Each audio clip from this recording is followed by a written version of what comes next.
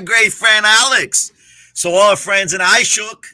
Alex is a person I met for the first time with Adam Sosnick's podcast, Soscast, which we had a great time, I believe. Yeah, did you have a great time? I mean, I had a great time. It was kind of frustrating. I mean, it was good to connect with you and Kareem and the other people I connected with, but it was really frustrating because we had too many people and we were trying to cover 3,000 years worth of history in 2 hours. With 7 people is impossible. It would have been much better if it was like a 2-on-2 and we focused on one part of history. So there's like a lot of things that I just didn't get to say. That was just kind of frustrating that it just felt like we went very surface layer on everything, but we never did go deep on everything. But to give Adam the benefit of that, I don't think that was the goal. I think the goal was something else and it went somewhere else. I think that was a little bit different with what he was planning to do. I don't think we're supposed to do a history lesson at all. I mean, between you and I mean, that's my opinion. But that's the first topic he brought up. He said, let's talk about the history. Oh, okay. I didn't realize that's what he meant, that we should stick on it for 2 hours. Oh no, yeah, I don't know. That was the intention. We spent too long on it, yeah. Yeah, I don't think that was the intention. But I get the frustration. I get why you were frustrated. Listen, I try to feed and understand what everybody was saying, where they're coming from before I even mention anything for the first 10, 15 minutes. That's my point of view. But before we get to the whole Israel and Palestine stuff, what do you do in your podcast? Enlighten me. And what is your podcast? What is the goal? Like, I'm novice. I mean, I don't know anything. Like, you tell me, you teach me, educate me what you do. We just study my dog and all his I love. It's a husky, right? Siberian. It's a Siberian husky. Yeah, I rescued him a few years ago. I love those type of dogs. They're my favorite. So podcasting is a small part of what I do. I'm a content creator, so I do in my podcast. We do a lot of things actually. We're all over the place. So I've done interviews with interesting people, and this includes doctors. It includes like a dude who spent 5 years in jail for smuggling ecstasy. It includes a lot of people in the pickup community, and includes everyone basically. So what is pickup community? Teach me. I don't know what that means. It's just a group of people who are interested in the concept of getting better at talking and seducing. Okay. Oh my God. Okay, I'm not for that, but it's okay. Well, you might be if explained correctly, right? Like you would agree that, for example, every guy can get better at social skills or interacting with women, right? Like every guy, like when you're young, you're better you're probably married, but like when you're like 16, 17, you're probably not that good at like interacting with humans in general. And as you get older, you become better, right? Yeah, well, yes. Even in the Jewish religious world, men need to learn how to talk to women, how to talk with women in general, right? Like that's for sure. Yeah, but it's a little bit different in our community. Very different. Of course, it's very different. It's very innocent, because we get we don't have relations before marriage, right? Like the majority of us, right, who are Orthodox. We're not talking about those who are not. So, like for example, I got married when I was 24. My wife got married with me when she was 18, right? So there was no cohabitation before with anyone else, So walk me through what are the degrees. So I know that my uncle is actually he's the level before Orthodox. So that's like conservative, right? What's it called? No. It's modern Orthodox. Modern Orthodox. Yeah, he doesn't wear the outfit. But he follows all the holidays, all the rules, wears a yarmulke everywhere. Oh, yeah, so he's regular Orthodox. He's not even modern. Okay, regular Orthodox. Yeah. You're talking about black hatters is what we call yeshiva world, right? That's the yeshiva world. Yeah. What's the level before that where you're like religious, you follow Judaism, but you don't wear yarmulke everywhere, or you maybe bend the rules a little bit? Well, I mean, it depends. There's so many of them. It's ridiculous. Like you have a lot of Syrian Jews who bend the rules a little bit, right? They don't wear yarmulke. But again, yarmulke is a different debate altogether. If you have to wear yarmulke, many rabbinical scholars say you don't have to. You only have to do it when you bless on food and when you're eating and when you're praying, when you say blessings in general. That's the consensus for many business people, that they don't have to wear yarmulke, and they might be Orthodox Jews, right? Like that's the.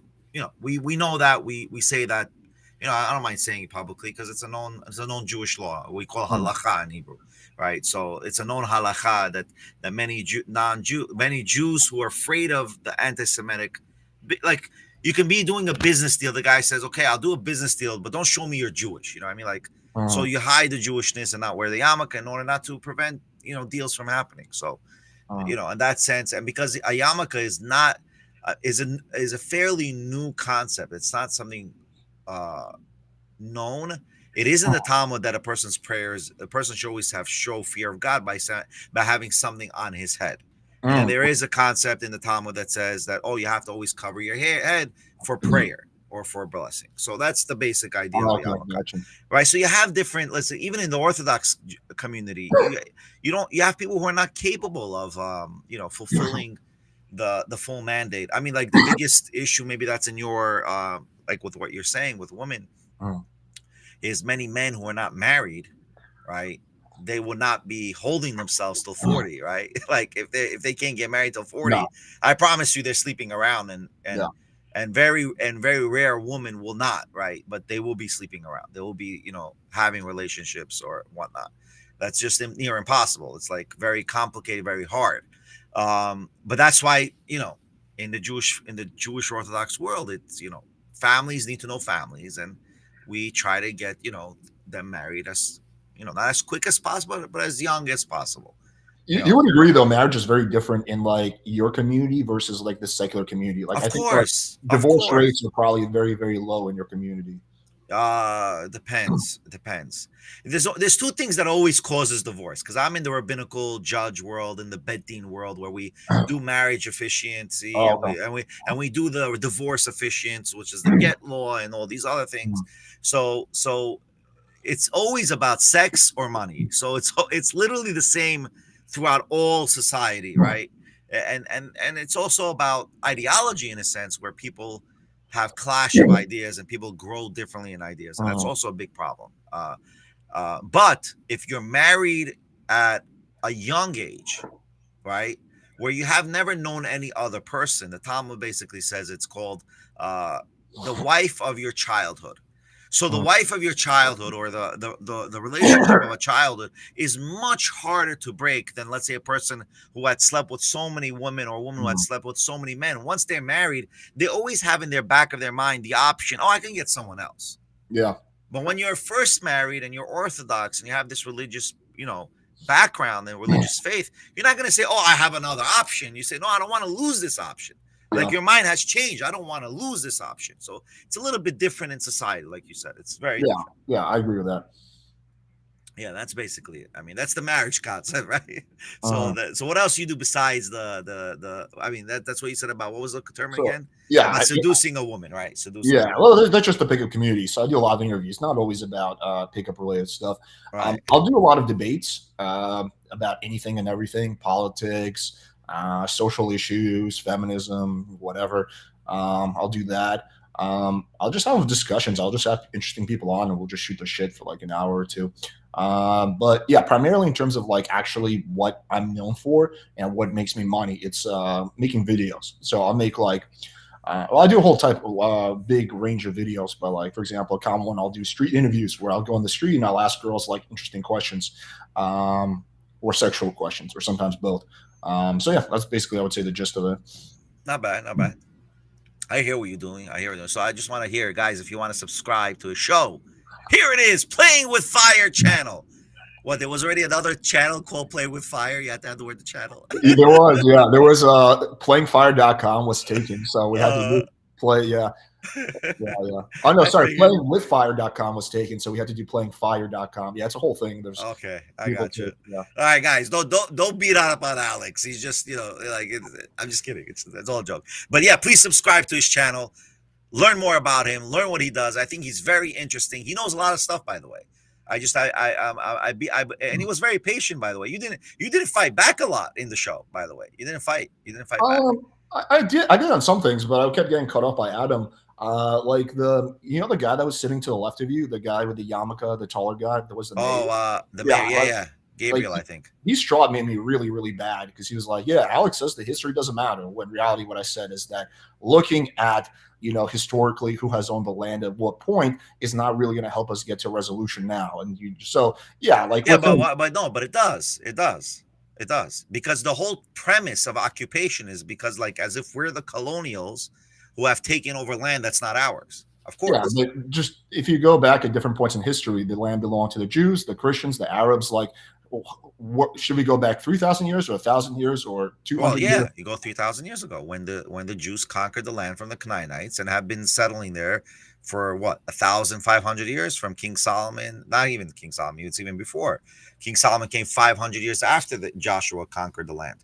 So Yeah. you go for why not go from there? I don't get it. Well, by that logic, Native Americans own America, right? Yeah, and if Native Americans came to, if you and I asked this to Adam in one of my podcasts, I said if you would have 20 million Native Americans coming from some sort of cave that they've been knocked out from reality, right? And all of a sudden they come and say, "This is our land." What, not give it to them? Of course you have to give it to them. America would never give it to them. There's no way. Okay, even whether they will or not, but they should be giving it to them because it's not that. And by the way, didn't we give it to them? Didn't Americans give them their reservations? The reservations are 0.0001% of American territory. Okay, but they're not. They went from 100% to 0.0001%. Right, but don't. But okay. Let's analyze that fact. Right, you're right, 0.001%, but there's only 0.001% left of them. So.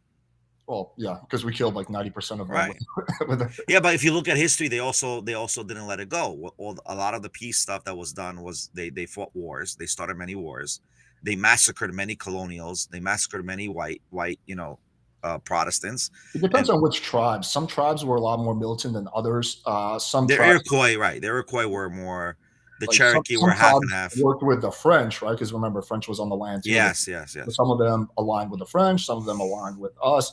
I mean, yeah, it's a whole complicated mess.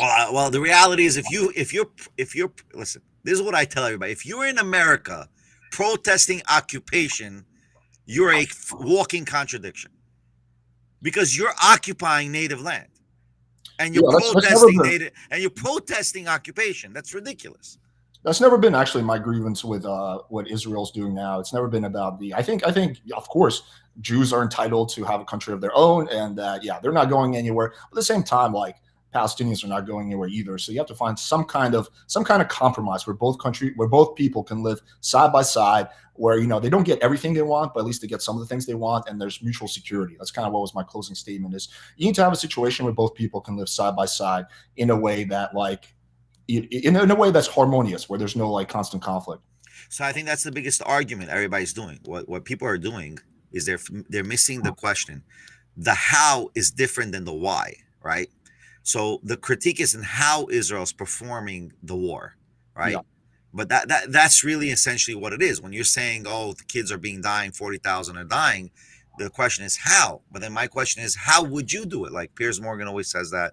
Many moderators say, yeah, how would you do it? Like, but the thing is that that's not what they're saying. They're not questioning how.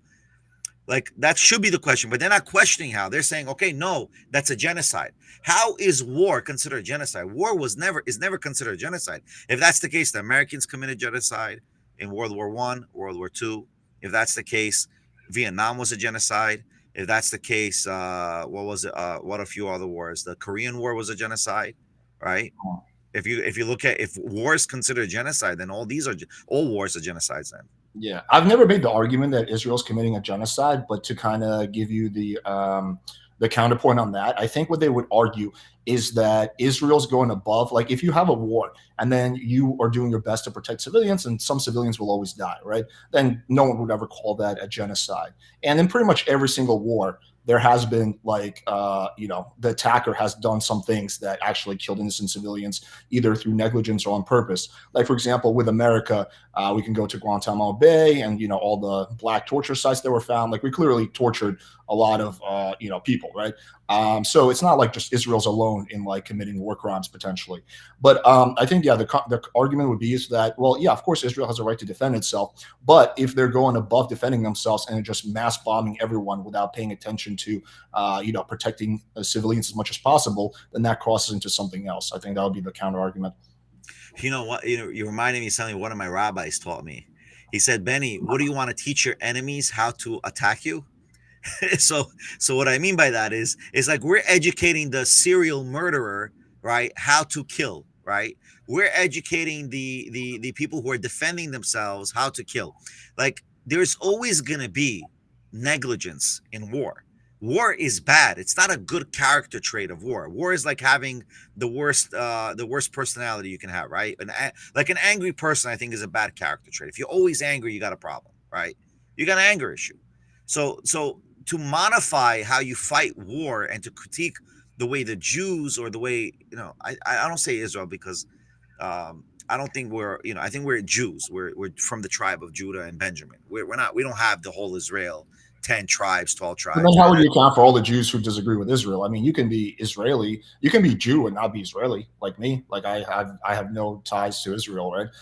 So I mean, yeah, I think it's kind of you get into So what do slippery you mean? What slope. is that? Well, what does that mean? What does that mean? The Jew. What do you mean? You can be Jews and against Israel. What does that mean? There's a lot of Jews who are protesting the war in Gaza. Well, there's a lot of Jews, like we opened up in the conversation, right? There's a lot of Jews who don't believe in Judaism. So, Well, yeah, but you would acknowledge that you can be ethnically Jewish and you can be religiously Jewish, right? They're two separate things. no, I don't believe they're two separate things. I So believe.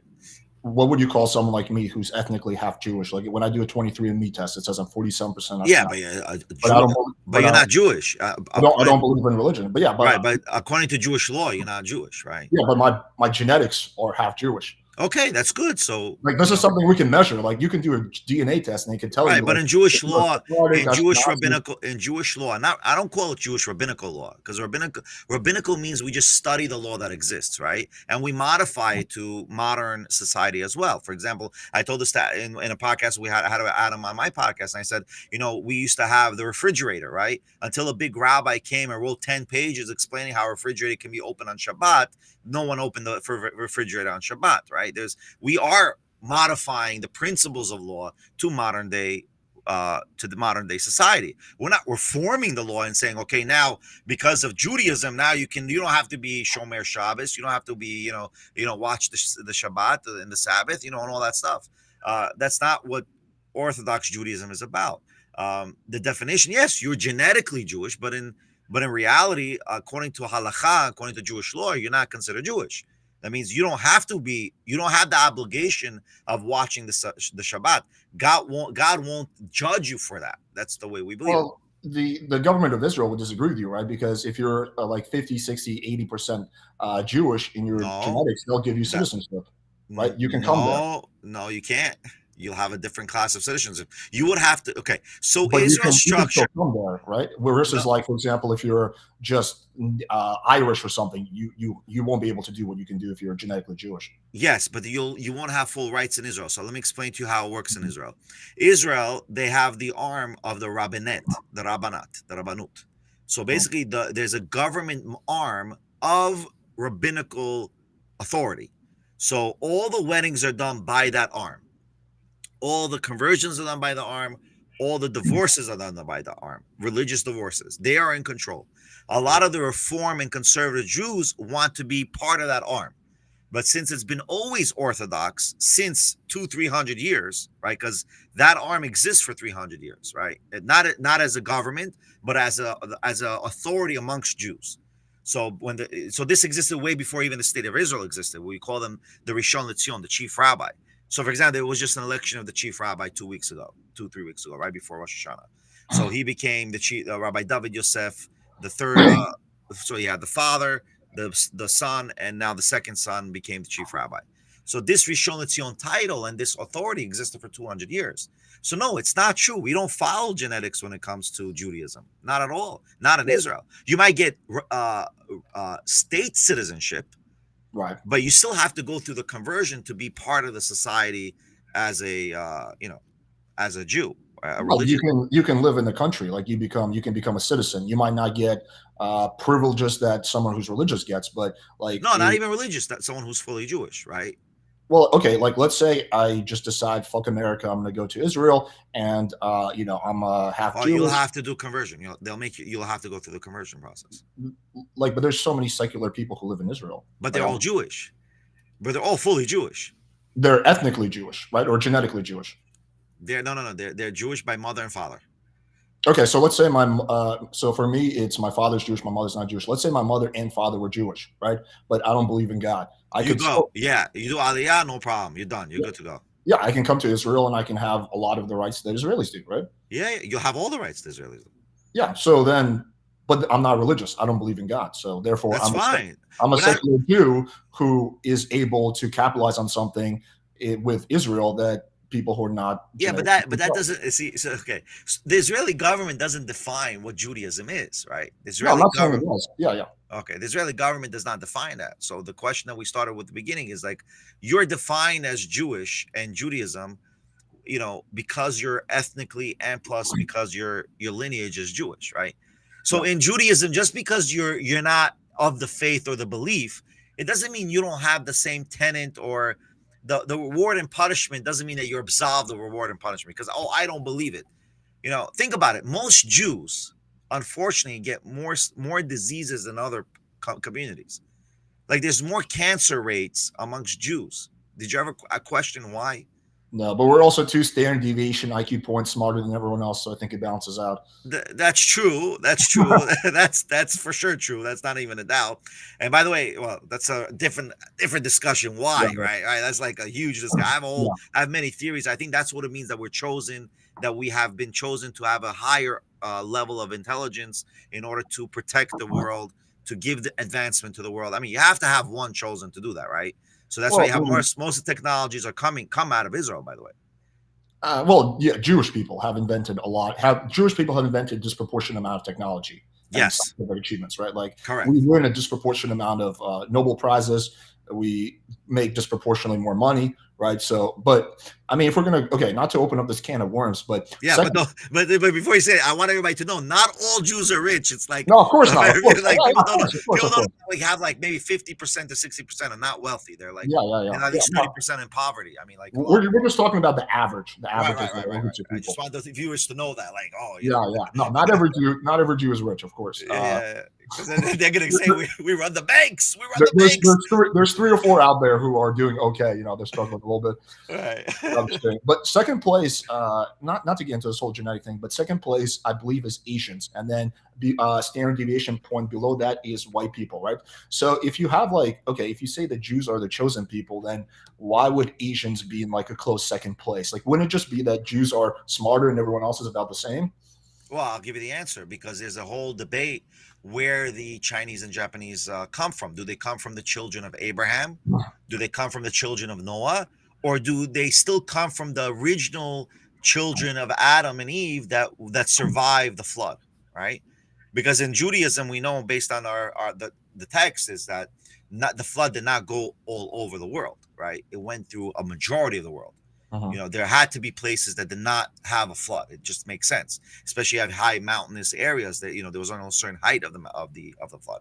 So it's like, so that's the answer I will give people. Like, the Chinese either are from Abrahamic descent, and if they're from Abrahamic descent, Abraham taught them certain things and skills of education, right? And by the way, side point, we're talking about genetics of Judaism. Do you know that China, Japan, South Korea, and even the Arabic nation of Jordan, right, has translated the Talmud, and they are teaching Talmud in certain schools in order to enhance the IQ of their students, which they have proven does enhance when they learn Talmud. That's a side point. So there's also a methodology that Jewish people have, which is the Talmudic logic, which is very powerful, by the way. And most of the system, most of the American court system is based on that logic. Like the Talmudic logic, Talmudic law is the base of Judeo-Christian beliefs and structure of law in America. That's why it's so successful. Let's put that, aside and clarify that point. I did not know that fact, but I'm still like, you can Google it. Everyone can Google it. I believe you, dude. I believe you. But can we just acknowledge though that you can be genetically Jewish and not believe in God? Well, I mean, could or should? It's two different. Could, not should. Could. Yeah, I mean, everyone could do whatever they want, right? But does it exist? We're talking about not ought, but what is. It does exist, but it should not exist, right? Okay. Fair enough. It should, if you go through the time of Abraham, right, and go all the way till today, how many Jews do you think left the faith, right? And we're not a faith that says, oh, we must kill you because you leave the faith, right? Or you're heretic and we chastise you, right? Judaism is like, okay, you want to leave, go. We don't worry about you leaving. Yeah, goodbye. See you later. Sayonara. That is true. Yeah, it's very hard to convert to Judaism. Like, there's like a 2-year process. It's not something where you just instantly accept it. So that is no, but a person like you who wants to go back in the faith or has some background knowledge already, it's a little bit different because it's much easier for you, right? So we have different. It's a little bit easier to do the process. Yeah, It's but more if you're there's still a not Jewish process. It's completely. not like you can just instantly do it. Versus other No, no, religions, no. it's a lot more just like, okay, I accept the word of No, Christ. I told people if Judaism had a commandment, a mitzvah to convert the world, there will be no Christianity or Muslim today. The whole world would have been converted. Because remember, Judaism broke the monotheistic belief system, meaning they broke it into the world. They broke the whole idol worship. Yes. And plus, and I want to clarify this on this podcast because I think it's good because we're talking about this issue. People don't understand, and they say, "Oh, the Jews have committed genocide when they conquer, let's say, the Canaanites and so on and so forth," right? But they're missing a misunderstanding why there was a commandment to kill the Canaanites, and God writes as a tenant, and people should, and I think we should really accept this as a fact because it's true that these are nations that educated their children to kill other children for sacrifice. So this is a culture that did children sacrifices for millennia.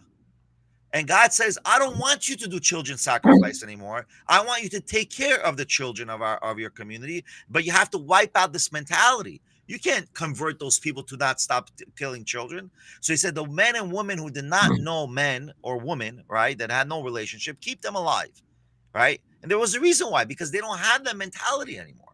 They don't have that. They don't have that sensibility. Oh, yeah, I'm gonna go sacrifice my child for this pagan god or whatever it is. So a lot of people don't understand that history as well. Like, and God writes that at the end of the Torah. He says, "Do not come to this land and be influenced by these other nations that do children sacrifices." It's black and white.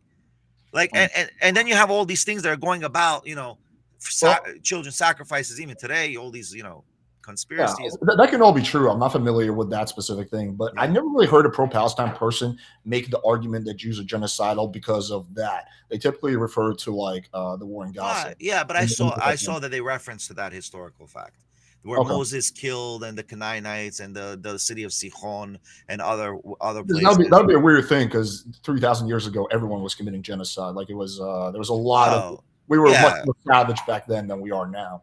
Well, there's also other reasons why, because don't forget, these are like I believe the Hebrews of that time, which they were called Hebrews at the time, then Israel when they went to the land of Israel. I believe that at that time, yes, the nations around the world were genocidal, because if you can believe in child sacrifice, trust me, you're going to believe in wiping out other people. Okay, I'll grant you that point. But yeah, if you want to go back to the current situation that's going on, would you acknowledge that Israel has committed at least some war crimes during this war in Gaza? Okay, so let's clarify that war crime issue. Okay, I don't think Israel will come out at the end of the game as have committed war crimes. Okay, it's like let me give it more context. Okay, it's like let's take P. Diddy's situation right now. Okay. The P. Diddy situation, and it's not to compare, it's just to compare law, actual ideas of law. Yeah, that would be a bad comparison. I'm referring to the legal standpoint, because you said about crimes. So crimes is a legal issue, right? Yep, it's not an opinion, right? So in that issue, P. Diddy might be in jail. He might go to jail for 100 years for whatever he did. But guess what? He might also be exonerated. Like he might have. I think it could happen. It could happen. No, it could happen. Because we don't really know the details of the law right now, right? Until it actually comes out to fruition. Sure. So crimes and legalities must have fruit. Things have to be bearing fruit. Basically, you cannot define a crime till after the fact. The same way I can't sue someone until after the fact has happened, right? Like I can't sue my neighbor to say, oh, because you're building X, Y, and Z, or because you want to build this type of car, you're going to take over my driveway, or whatever it is. Well, no, the war crimes could have happened like 3 months ago, 4 months ago. I mean, yeah, but you would have to prove it. Sure. Okay, like let's give a specific example. Collective punishment is a war crime, right? Yes, it is. It's a war crime. That's from what I understood. Yes. You're right. It is. It's a matter of fact that Israel cut off electricity and water to Gaza when the conflict began. That would be collective punishment, and thus a war crime. Maybe. I don't think even Israel denies that. Like, I don't think Israel will ever say, no, we did not cut off electricity and water. Yeah, but you're forgetting another thing. Israel has been supplying Palestine with electricity for the past 30 That, years. that may be all. That's all well and true, but Right. we're just So, talking so, about. You can so, argue that it's justified, but it's still a war no, crime. I'm not saying it's justified. I think it's enabled. So what I mean by that, listen, I don't know if cutting off the electricity is the war crime or not. Well, it's collective punishment because the people will die from that. By People, not having electricity for 24 hours. I mean, yeah, there's people who have medical conditions who are on dialysis machines. I mean, there's all kinds of people who require electricity to survive.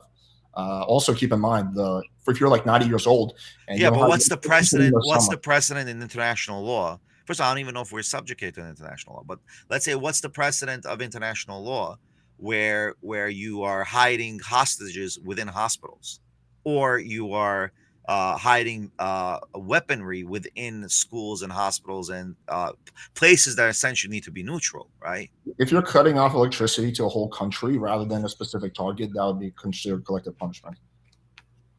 Where's the case law on that? What do you mean? What's the case law? This is like according to I can't give you the specific like law. I don't remember off the top of my No, head. no, I mean I This understand. is No, according but to the UN. This yeah, according to the okay, UN but international law. okay, but the UN has also disproportionately said so many things about Israel and has, what I don't know, created so I, I many. I don't know if I agree with that. I don't know if I agree that like Israel has been disproportionately treated like crap. There are of course anti-Semitic people out there for whom, I but they mean, were there's over like 1,000 UN resolutions just on Israel. But when you had the Syrian occupations, the Syrian when they conquered and raped and killed the Yazidi woman and all that stuff, you don't have the But condemnations and you the agree we should resolution. hold Israel to a higher standard than like Syria or Gaza, right? Like because Israel's a Western democracy, Israel's our ally, so they No, should be. I don't. I think everybody should be held the same accountability. Why? Because if you hold only one country accountable higher than the other country, you're enabling the other country to say, okay, you can do it, but this country can't do it. No, But then, every country should be the same, should be judged the same. See, when you judge people and when you create and crime cannot be selective. well, I mean, like, okay, we know that Hamas uses human hostages. That's even the UN will acknowledge that, but that But they doesn't. haven't. But they haven't. That's the point. Yeah, they have. They've acknowledged it was before this conflict. It was about 4 or 5 years ago. But but I'm talking about this conflict, right? In Sure. this conflict, they had UN and UNRWA people part of the Hamas. Well, that's a whole thing we can get into. Right. But so we're talking about what's it called? Like just because Hamas used human hostages, would you then say Israel is justified in using human hostages? Like probably not, right? I'm assuming that would be your answer. But Israel's not using human hostages. Right, but I'm making it equivalent because you said we should be all held to the same standard. But if we hold Israel to the same standard we hold Hamas, then we can. No, I'm talking about the same standard of punishment and judgment. Sure, but But what you're referring to right now is not punishment or judgment, right? I'm referring to if you're going to hold Israel accountable for certain crimes, then everybody has to be accountable for the same crime. the ICC did do that. They did file arrest warrants not only for Netanyahu and which I think is wrong. They did it also, but they also did it for the two top guys. Which I think it's wrong. I think it's wrong. I think you cannot create if you're gonna say, you know what the joke is? Put an arrest warrant on Putin right now. There is one. There's an arrest warrant on Putin. Yeah, but you're not going to be able to take him and arrest him. You're not going to be able to take Netanyahu either. Right. So then, what's the point of it? I think it's ridiculous. But I think today the UN is ridiculous between you and me. I think the problem with the UN is they don't have enough enforcement mechanisms. But I mean, yeah, sure. But they never will. They never will. It's like the League of Nations happened after World War I, right? Comes World War II, and League of Nations becomes obsolete. And then I'm telling you, if there will be, God forbid, a World War III, I think the UN will be obsolete. There will be no need for a UN anymore. Don't you think there needs to be some kind of international order to hold countries responsible for breaking certain humanitarian? No, because then you're going to believe in a one world order, which I don't believe in. Not a one world order, but there needs to be you can't have, for example, one country that's just mass genociding group of people, right? Like you don't want that. It's a bad thing. Okay, we know that it's a bad thing, but Israel is not mass genociding anybody. I never said they were. I'm just saying that you need some kind of international rules, don't you? You do need some sort of international rules, but it has to. But again, it has to run in a proper legal fashion, right? I would if they would adopt legal crimes or legal ideology of the American. Listen, by the way, in the business world, why does everybody come to America to invest? And this, my partners have said this, and they gave me a whole lecture. We have the strongest economy. We have the most innovation. No. It's meaningless if you don't have the best judicial arm in the world.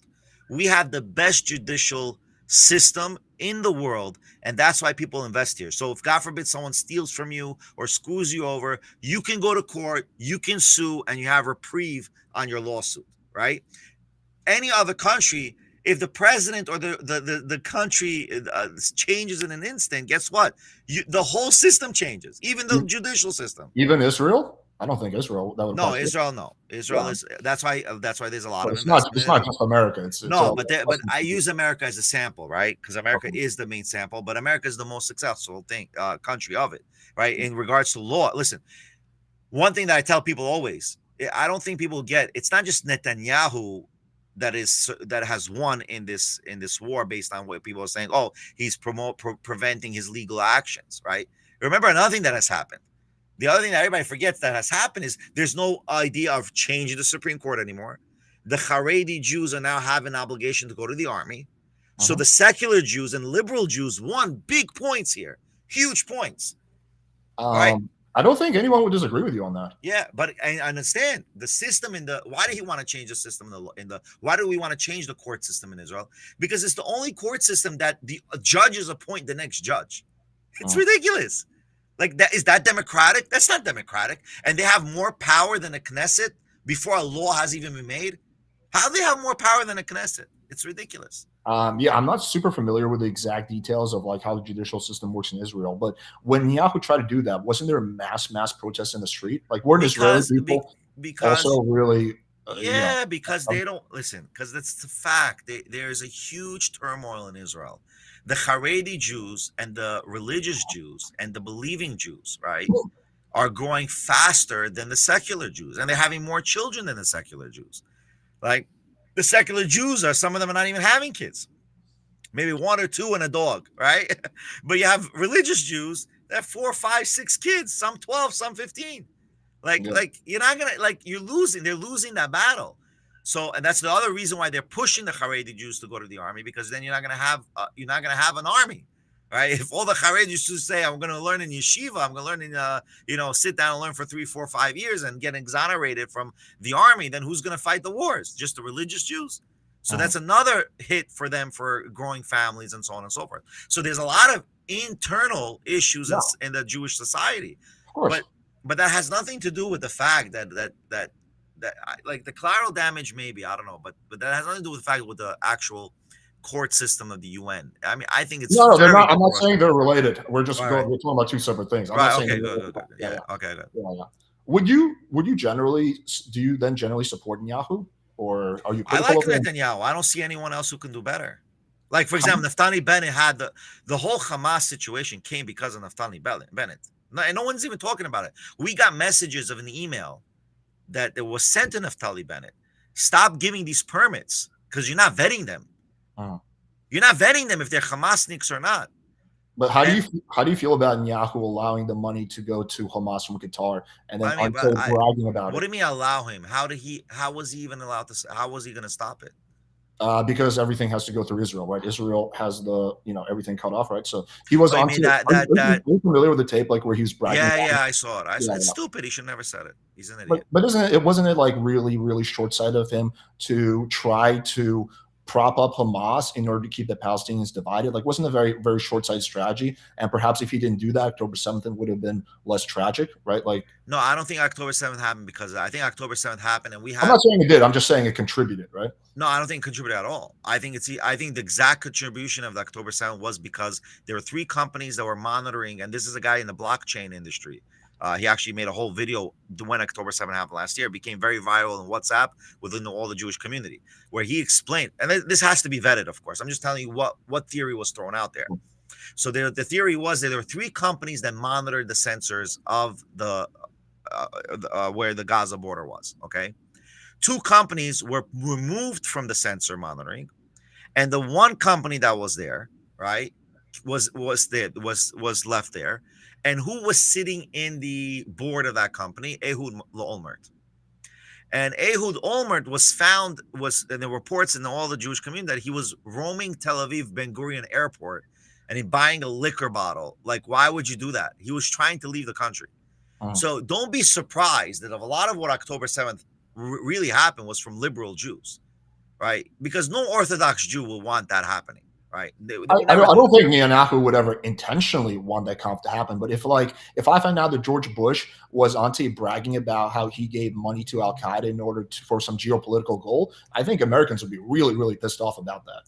Yeah, but you have to take it another. I'm not justifying what he said, but you have to take a look at it another aspect, right? Sometimes you can't, like, you could tell your kid don't touch the fire, but then once he'll only really learn sometimes when he actually touches the fire. But I mean, like the prime minister allowed money to go to Hamas. I mean, don't you think that's pretty bad? Like Hamas is, we agree Yeah, that Hamas is an evil terrorist group. Right? I think, of course, it's pretty bad, but Yeah. at the same time, how many things can you prevent in the world, right? Well, you could just Like Obama, like Biden released $100 billion to Iran, and we but knew he it's was not a bad. Why did he surprise. stop? Of course, it's the same thing. No, but You it's could not a say surprise. Biden was involved. You could say Biden was contributing Well, to but the it's Hamas. not a surprise that Hamas is a terrorist group, right? We Right, but know it's that. also not surprising that Iran is also a terrorist group, right? I'm not Not disagreeing with Iran. that. Shit, like look, I said, don't say Iran, right? Okay, the is the Islamic regime of Iran, Yeah, right? sure. They are a state sponsor of terrorism. Yeah. Yeah. So then why But, release $100 billion? I mean, well, that's a whole separate discussion. I'm not saying I condone that, but I'm saying that in this situation, with Netanyahu I releasing think it's bad. millions and Yeah, of millions of dollars, course. yeah, but like I would be really pissed off if I was Israeli about that. I mean, like my prime minister contributed to giving money to this terrorist group for the sake of keeping Didn't Palestinians alive. contribute. It's two different things. And letting and contributing, it's two different things. Don't you think that Hamas having more money could have played a role in terms of their organization, what they were able to accomplish? I mean, Yeah, but the reality is Hamas. If you would have prevented the money, then you would have been saying, "Oh, you're preventing the progress of Palestine." You know, well, like no, because the way that he will lose either way. If he well, would have no, no, said, no, "No, no. don't get that money released," he will lose either way. I mean, Well, it will no, be a because the way the international community did it is they don't give them cash, right? They give them food, they give them like things, right? Versus this, we're yeah. But talking about Israel, cash. okay, so then you could say Israel has been giving electricity and water for free to Gaza, and there's so many articles of how much money they owe the Israelis for the electric bill, right? There were many times that the government subsidizes the electric bill for Gaza, you know, and Yeah, West Bank, yeah. right? Right. So what are we enabling Hamas because we're giving them food and water? I think that's different because you're What's the giving difference? something. Well, because Well, I you're mean, giving something. one thing I was saying, you needed the electricity for all the construction equipment to make the tunnels. You needed the electricity for all those raids that for their whatever they did to prepare for the Hamas and all the other wars. Like we're feeding them, we're giving them money. We also, by the way, Israel also allows every single one. We do treatments for them in our own hospitals, in Israeli hospitals. You know, the fact that they say, oh, Israel doesn't, no, the opposite. Israel treats people. Even Inwar Sinwar, whatever his name is, right? Hinya Sinwar was treated in an Israeli hospital and the Yeah, doctor saved I know his that life. history. Yeah, yeah. Yeah, yeah, I know right. that. Come on. I mean, what the reality is, Jews are good. Always. I'm not saying they're not No, good. no, But I mean, there's some bad Jews out there. There's some good no, but Jews I'm out there. saying, what am I mean There's by some good? good Even Muslims and bad Muslims. no, no. What? So the reality is, you can be bad and do good, and you can be do good and be do Sure. bad, right? So it doesn't really matter. What I mean by good is that we're generous. We give, even if you're our enemy, we're giving you, right? Like a lot of what Israelis have done is literally, like I told you in the podcast, there was a multi-billionaire who sponsored a tech company to grow tech in Gaza and West Bank, and his daughter was massacred in the Nova Festival. I I'm know. like, what is that? Like that's like you're biting the hand that feeds you. That's the biggest disrespect you can ever get. How can you deal with people who disrespect you? And I'm not saying all Palestinians don't. I believe many Palestinians don't want this Hamas government, but I can tell you all of them do believe they're a resistance. I haven't seen one Palestinian or one person saying they're not a resistance fighters.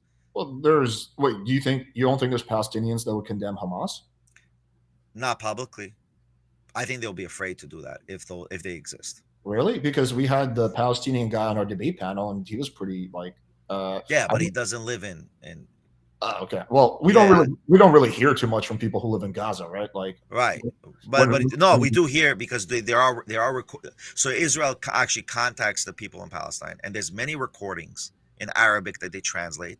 It's just it's falling through the cracks in social media. You're not well, hearing it, you're not seeing it because they're blocking it. They're blocking the verbal protest of Hamas, and they're saying you guys did this to us. Like there were many interviews that they say it's because of you, Hamas nickname that way they do this. Like obviously, what do you think would have happened? Murdering 1,200 people, right? Yeah, Raping and killing and burning alive people. What do you think would happen? something very similar, if not exactly this. Look, Yeah. I'm the last person to defend Hamas. I'll Right. call No, them out I know, for terrorist group. but I'm saying in I their think just argument, there's no justification for this kind of murder. What they should have done is say, okay, guys, we have conquered 5,000 feet. We are expanding the territory of Gaza. We're standing our ground now. They didn't do that.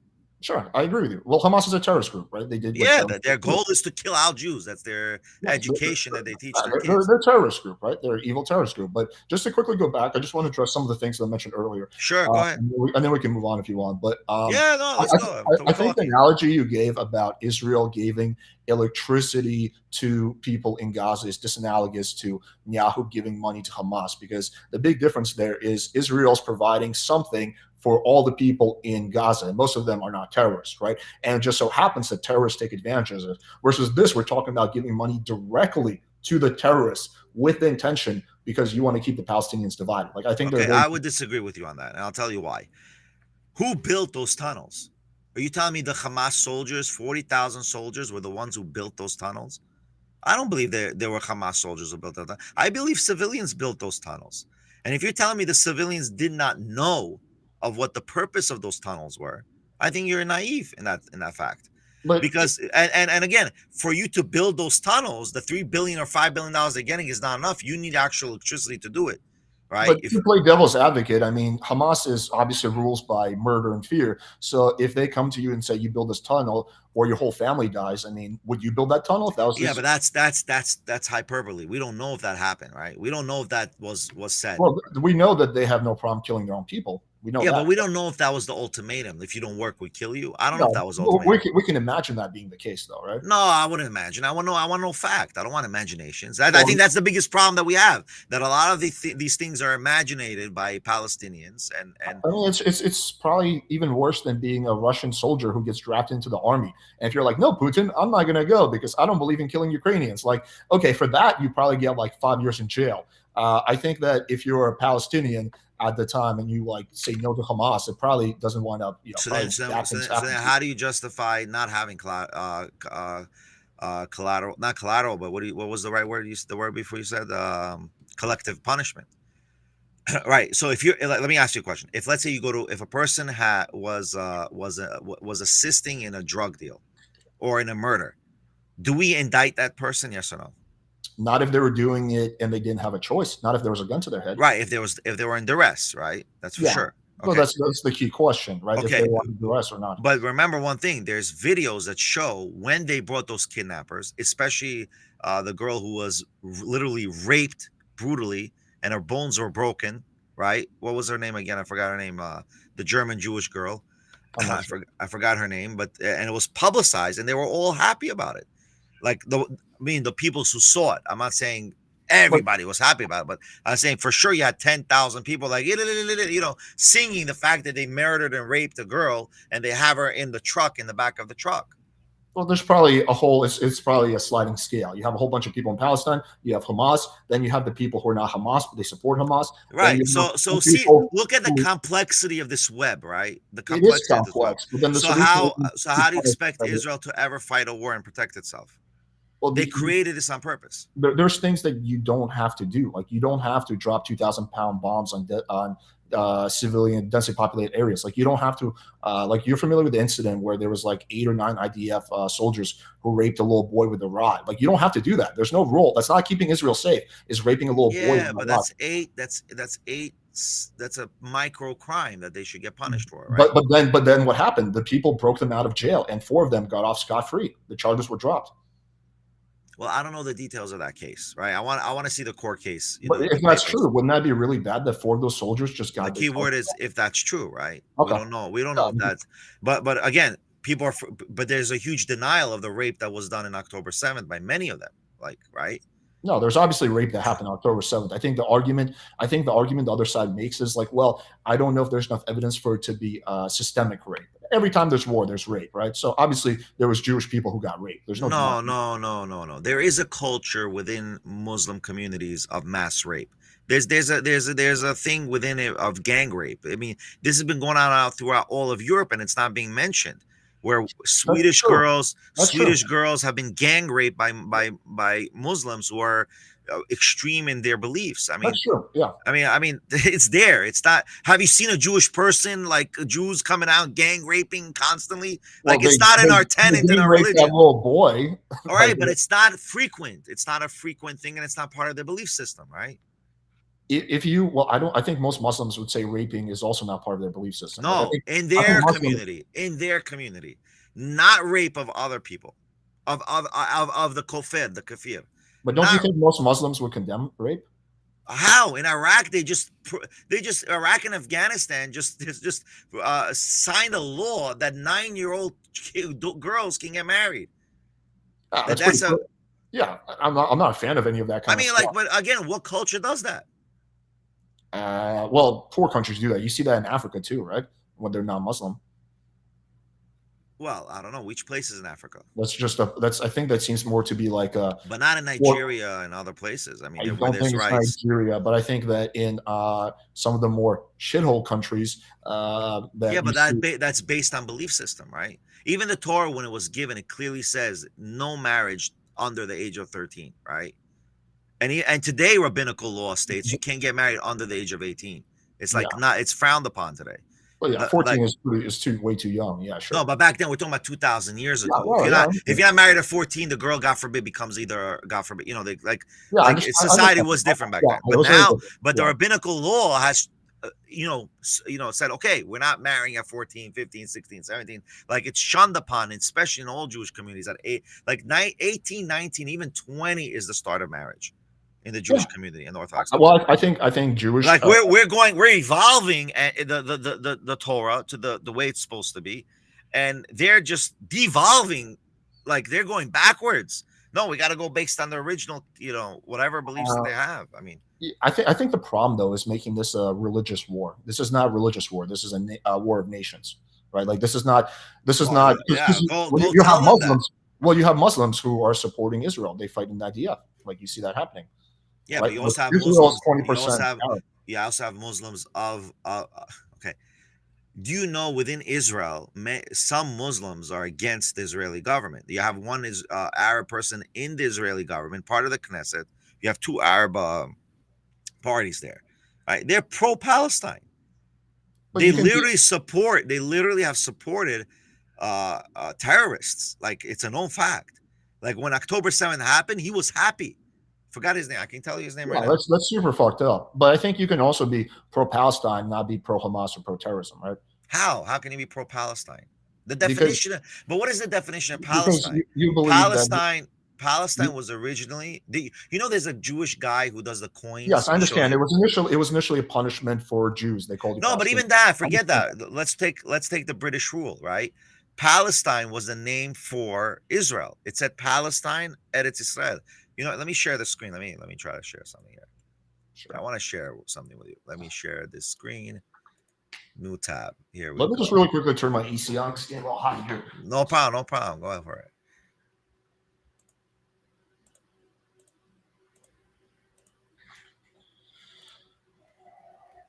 Here we go.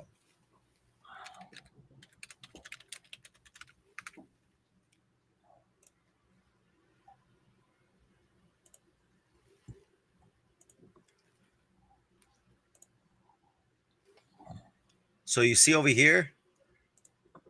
I see a coin that says Palestine on it. Yes, but let me show you. Let me get back to seeing you. I don't know if I see you still. Okay, there you go. So you see this specific coin. Share this tab instead. Okay. What do you see over here in Hebrew? Aleph. I can't read Hebrew, but okay, but Aleph and Yud, which is an anagram for Eretz Israel, the land of Israel.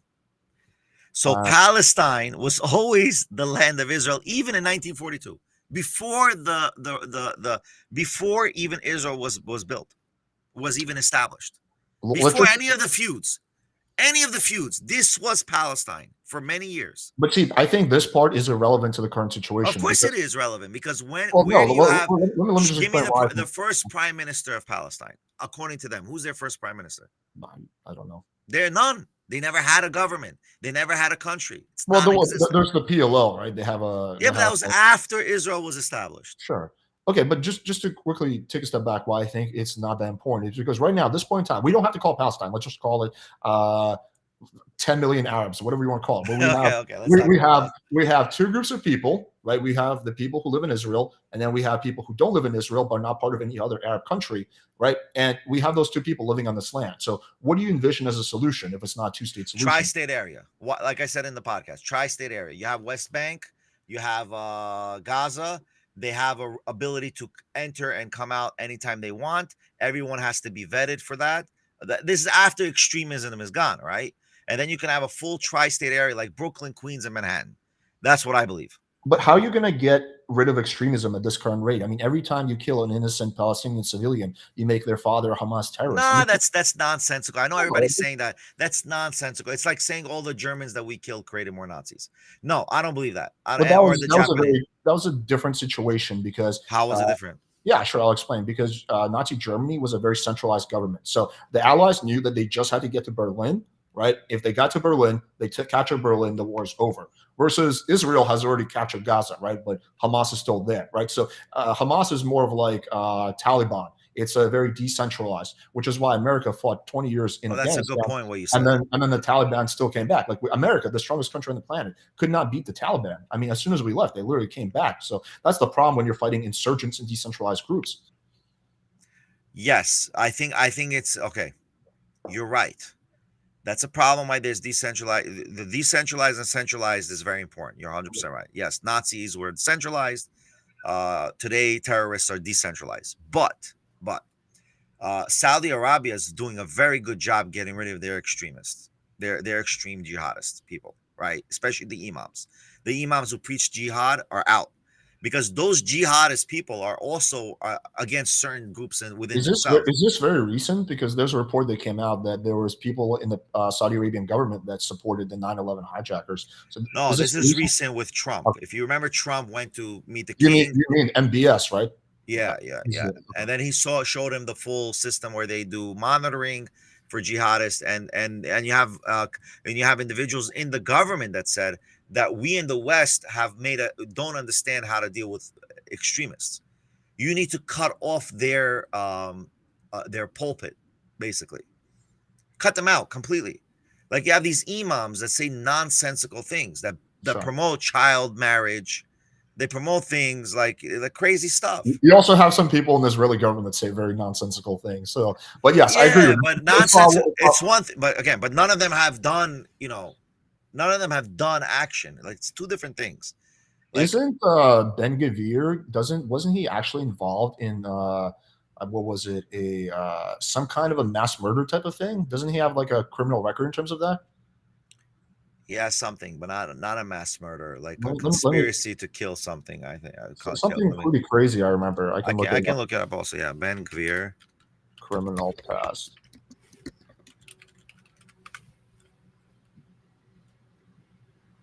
Oh, yeah, support for terrorist organizations. Possession for terrorist organization. I mean, this does not seem like a person that should have any power. Yeah, but look at this article here. Share this tab instead. So the court found him that he has every right to work. High Court rejects petition to disqualify far-right Ben Gvir as a minister. So the High Court said he's okay to go. You got to go to the details. What was the case? And there's many details on it. Right, but didn't he support some terrorist action? Like, I mean, I think that to me would be pretty bad. Like, well, but again, he's not the prime minister, and he's not fully in charge. But he has a lot of power because the cabinet now is very small. No, yeah, I don't know how much power he really has. Like, you guys have to understand Israeli mentality, Israeli politics. It's a lot of talk, a lot of show, very little action. The reason why Netanyahu is very successful because he is talk and action at the same time. That's why he's been very successful for 30 years. Well, that's why Naftali Bennett was not successful, by the way. Naftali Bennett was a disaster prime minister. He was a disaster of a prime Yeah, minister. I'm not familiar with how Naftali Bennett was as a prime minister, so I'll just grant you all that. I don't know that far. But I mean, Yahoo right now has like what, a 20% approval rate in Israel. Like most people in Israel don't like him. The Well, I hostage mean, family. he also has now a 30% approval rating. He had it when he was elected. The Knesset in Israel doesn't work the way you very think. unpopular. Well, he was always very unpopular. Yeah, but That's why he has to create. That's how why is he that has to create. a good thing? Where like you Because would think if he was very successful, his what I'm popularity would saying, go up. Naftali Bennett had only 5 seats in the Knesset and still became prime minister. Yeah, again, I don't know that much about Naftali No, but Bennett. I'm explaining to you the way it works. The way it No, works in I Israel. understand it's a coalition system. I It's a understand. coalition system, Yeah, I so understand. I it doesn't understand. matter whether he has 20, 30%. And I promise you, after this war, he's gonna get 40%. No, but we're talking about you. Okay. We're kind of talking about two separate things. You made a point earlier that he's a successful prime minister. My counter argument would be is that if he was a successful prime minister, that he would have more of the public would be in favor of him. I mean, why would why would the majority of the hostage families not be in favor of Netanyahu? Like if he was the best guy to get the hostages back, like that to me doesn't compute. It won't compute because in the Jewish world we always complain. So we're always going to complain of the person who's the fail, right? At that point, right? That's our community. Like it's always like that, bro. That's a cop out. That's every group of people. Everyone complains. No, but it's a bit. Americans complain. But it's Christians not. But complain. no, I'll tell you why. Because the hostage families are saying they see. You got to understand, and a lot of people in the rabbinical world are with Netanyahu on this point. And and we listen. Hostages, we want them back. I want them back badly, right? Is that the primary goal of the war? Would you say to get them back? No, Netanyahu clearly said it's two primary goals, and that's what happens when you have two primary goals. Primary goal number one is getting them back, and the same goal, and they have an equal goal of killing out all Hamas.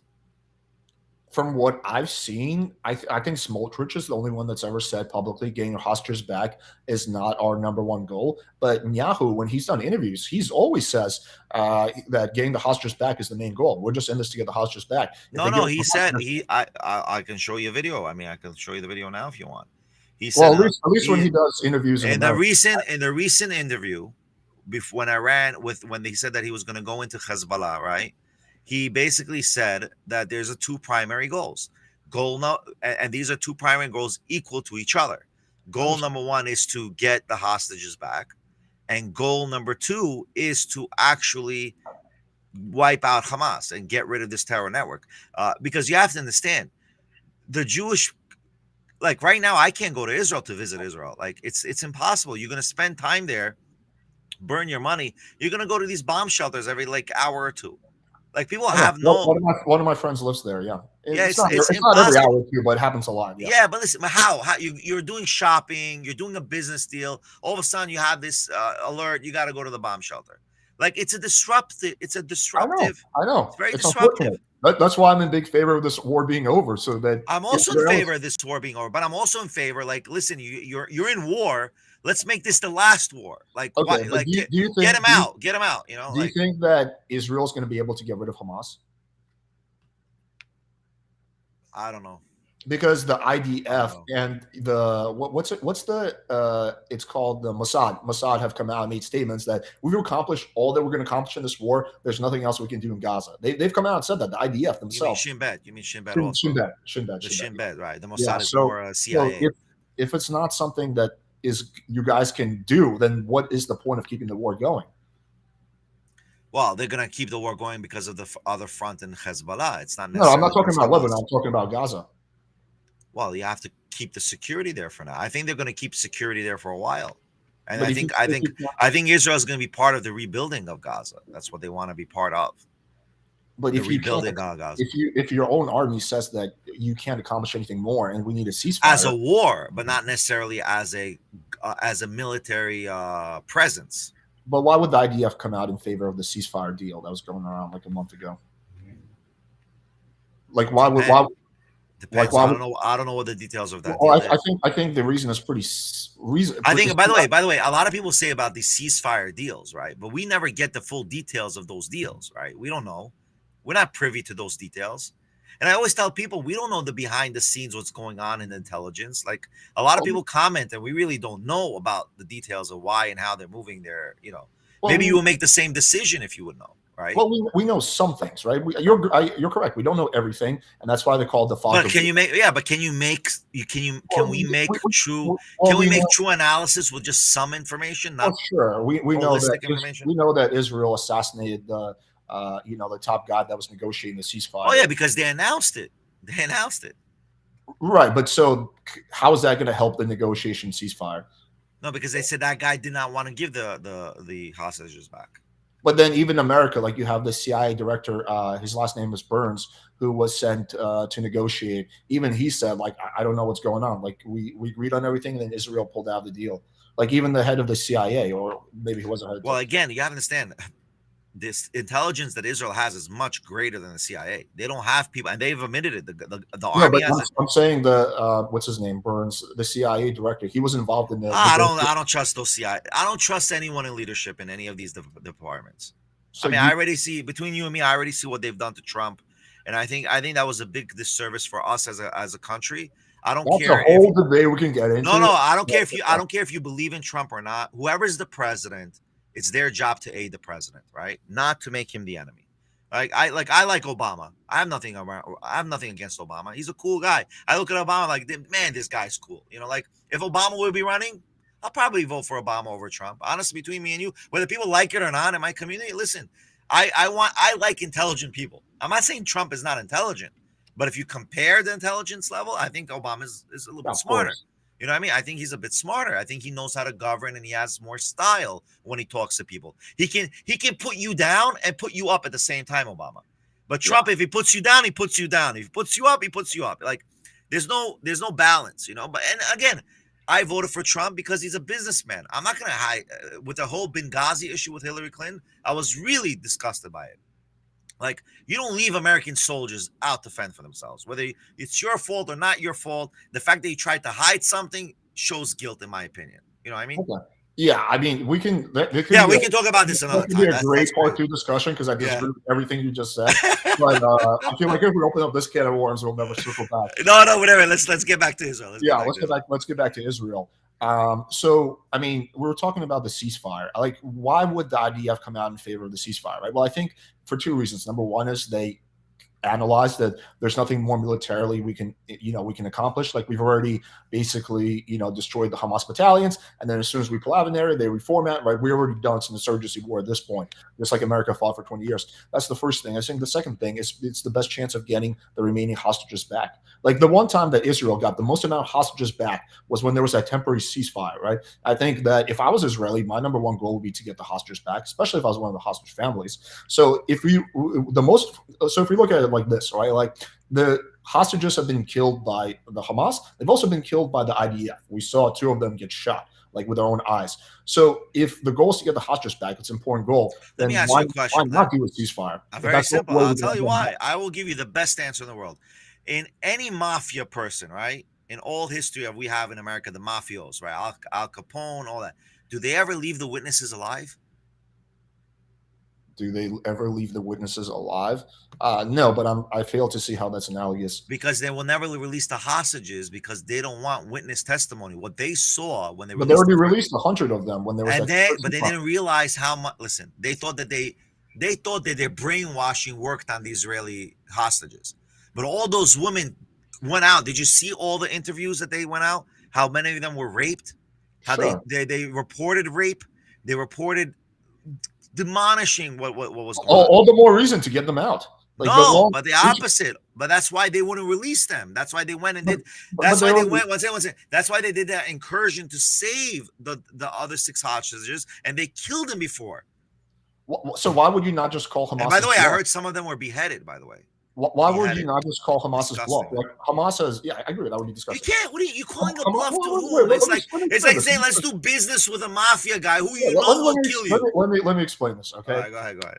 Israel was able to get about 100 hostages back when there was a temporary ceasefire. That was the most hostages Israel was able to get back. That was the most successful thing Israel has ever done in terms of getting hostages back, was doing that temporary ceasefire, right? If what you're saying is that, well, Hamas did it that time, but this time they're not going to give them back, then call their bluff. agree to the ceasefire, and then when they don't give the hostages back, now you have a really good case for the whole world. Look, we try to make a ceasefire with these guys. They don't want the ceasefire. They wouldn't follow the terms. I mean, that would be one of the politically and I think we're taking this in such a macro face level situation. We don't know the micro details of why. Well, we know we got 100 hostages back when there was that temporary ceasefire. We know that. No, we don't, but we don't know the details of that ceasefire, and we also don't know what was the plan. And plus, don't forget, all of Gaza was not toppled down at that time, right? Well, it was. I think it was about 3 weeks or 4 weeks of no fire or something like that. It wasn't even anything that significant. But we got, and I think Israel lost. I think ultimately, between you and me, Israel lost because they listened to other countries. They should have just went in, got everybody, and left. You mean gone in and killed everybody? Because so far Israel is killing just as many hostages as they're rescuing. Like, no, Israel. No. See, let me explain to you what I believe. Okay, right now we have about 40 to 50,000 Palestinians, unfortunately, dead because of casualty. Right? Mm-hmm. Yeah, correct. All right. Hello, you froze. Yeah, you timed out. Oh, sorry. Yeah, I heard you say 40, 50,000. Yeah, that's true. Okay, yeah, because some saying 250,000. I don't know where they're getting that from. I think it's 40, 50, about maybe max. The number you hear is about 150,000. It comes from a report that was done by the Lancet. But the way they measure that, they measure indirect deaths. So they're looking at people trapped under rubble. But in terms of like people we know, because we identified the bodies, it's about like 40,000. Fine. Until they don't bring the other 150,000 bodies, I'm not going to believe it's 150. Okay, right? That's fine. Yeah. Yeah. Okay. So we know that there's 50,000 that are dead. Now, would it have the 50,000 died if we would have done a 2-3 month excursion and gotten everybody out, as opposed to, because there were other methods of getting them out. Well, just explain to me what those methods are. Like what else Israel could have done? They could have flooded the whole tunnels system, which they were prevented by the U.S. government from doing. Israel doesn't listen to anything the U.S. says. No. It was adamantly pushed not to do it by the government. It was also very adamantly pushed that what happened in North Gaza cannot be repeated. It was very adamantly pushed that we can't go into Rafah. But the water issue was pushed. If they would have flooded the tunnels, it would have prevented a lot of things. I don't know reasoning why they didn't flood the tunnels. I think they should have flooded the tunnels. I think that would have been more humane to flood the tunnels. You might be right about that. This is my first time I've ever heard that Israel was not allowed to flood the tunnels. But they wanted to flood the tunnels, and they were prevented. Well, if you have Hamas in there, then flooding the tunnels is way more effective than dropping a bunch of bombs from the air. Of course, I mean that's what I think they should have done, and then they would have been forced to come out of the tunnels. But right? why would America say no? You can't flood the tunnels. Instead, you have to drop 2,000 pounds. Listen, I don't know. I haven't interviewed any of the people who were involved in the tunnel operation. Right? Like you got to find out from those people, and I think they're going to be sworn to secrecy in many of them. Like why didn't they flood the tunnels? I mean, there were many options that they could have done to save to save people or to prevent a lot of these things from happening. I mean, we don't know the details. Again, we also don't know the details of the strategy and the options that were available to people. I don't really believe that America prevented them from doing that. I see, actually, it says that Israel has begun flooding some of Gaza tunnels with seawater. A U.S. official told CNN. This was December 15, 2023. And then they stopped after. Why?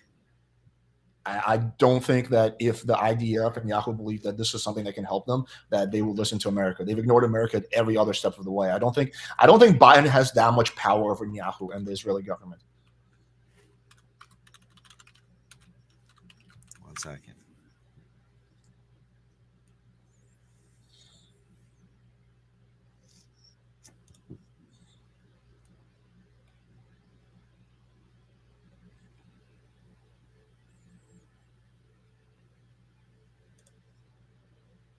Oh, actually, I think I'm reading a little bit about this now. So apparently Egypt did flood some tunnels with seawater a while back, and it caused problems because of the salt in the earth, basically making the land permanently barren. So I think that could have been a consideration. Also, there could be hostages in the tunnels who drown along. So I think it primarily has to do with the fact that there's hostages in the tunnels, not so much with America. Like, think about it. Where are the hostages? Like, probably a lot of them are in the tunnels. Obviously, they're in the tunnels, but flooding a little bit of the tunnels doesn't hurt because that prevents immediate movement of the Hamas soldiers, right? You can flood 2 feet worth. Okay, but now you're changing it from just flooding the No, but we tunnels, don't know. killing But everybody, to again, just we don't flooding when a there's little bit. no, but we don't know when they're saying flooding. What's the strategy of flooding, right? Is it flooding fully? Is it flooding partially? What's the strategy? Look, if Obviously, they're you not going to flood the whole tunnel and drown everybody.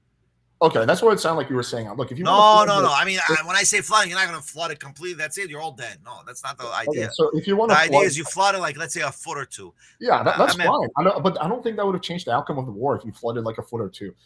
Like that's not going to change how this war has carried out. maybe. Like I've never heard like any military analysts or even people in Israel saying, you know what would have really changed the outcome here is if we just flooded the tunnels by just 1 foot. Like I've never heard anyone make that argument in Israel, in America, and like anyone. But they did pump it. Al Jazeera even reports it. How Israel's flooding of Gaza tunnels will impact freshwater supply.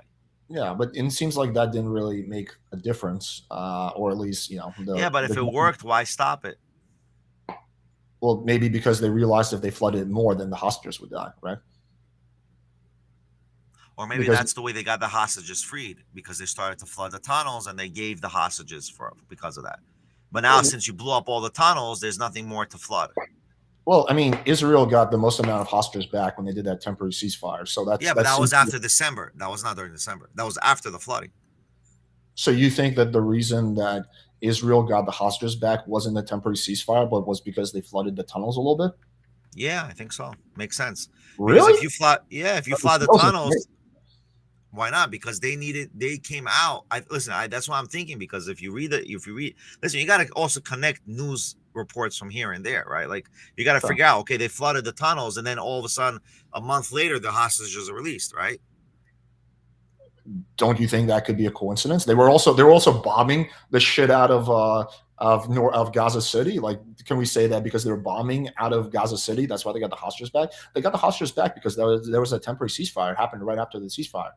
During It could also be what both at they both could be true at the same well, time. I think one is a lot more true. I mean, also during that ceasefire, you saw Hezbollah stop firing rockets at Israel, and you saw the Houthi pirates stop stealing Israeli ships. I mean, you saw a lot of good Okay, things listen, happen. I can see to that point, but I think the flooding did have some effect to Maybe I again don't. Yeah, driving out the fighters.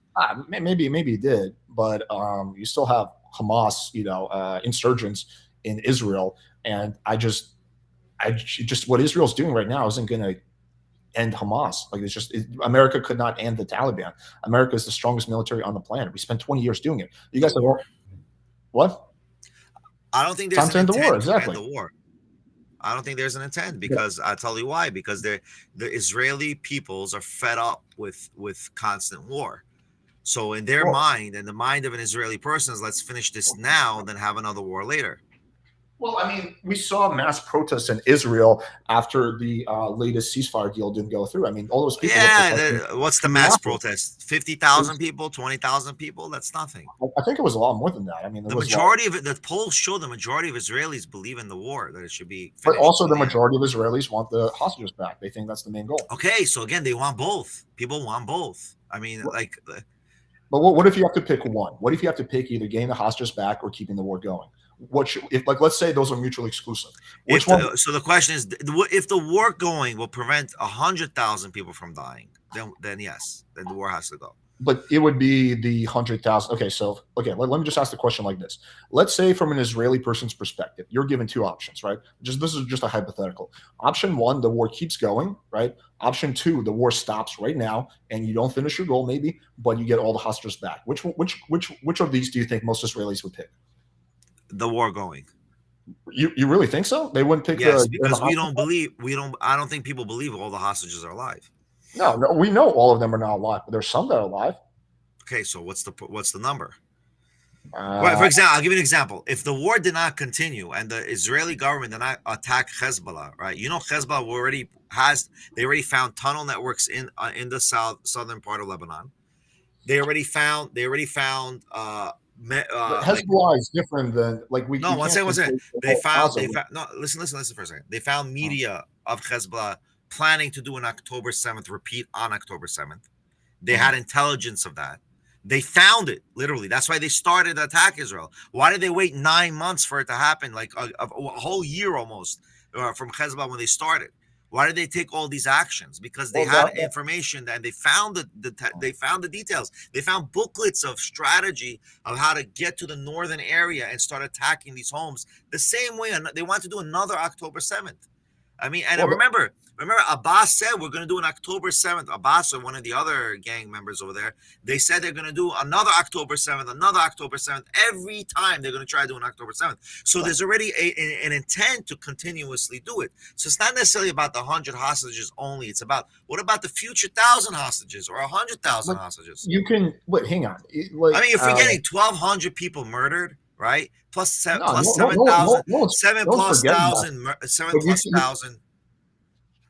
injured. 7,000+ injured, and then you have over 100,000 people, Jews in the north displaced. I mean, like, come on. Okay, we're conflating the war in Gaza with the war in Lebanon. Like, it's interconnected. If what you're saying is true, that they found this type of material, that's a very good reason to go and invade Lebanon and attack Hezbollah. But that still has no bearing on whether you should have a ceasefire in Gaza or not. Of course, it's relevant. Why can't you have a ceasefire in Gaza, get the hostages back, and then continue the war in Lebanon? Why are those? Because the whole premise of the Israeli government is saying that the reason why it's not happening is because of the influence of Iran. Iran's influence to Hezbollah and Hamas is what's preventing a ceasefire. But Hamas has already agreed to the ceasefire. What ceasefire? What's the condition of the ceasefire? The ceasefire that was on the table. I can pull out the specific. Yeah, pull it out. If you want, I can give you power to share also if you want. Yeah, sure. Let me just pull it up. Ceasefire deal is about a month ago. Latest ceasefire deal. Yeah, you can drop it on the chat link and I'll pop it up. Hamas, Israel.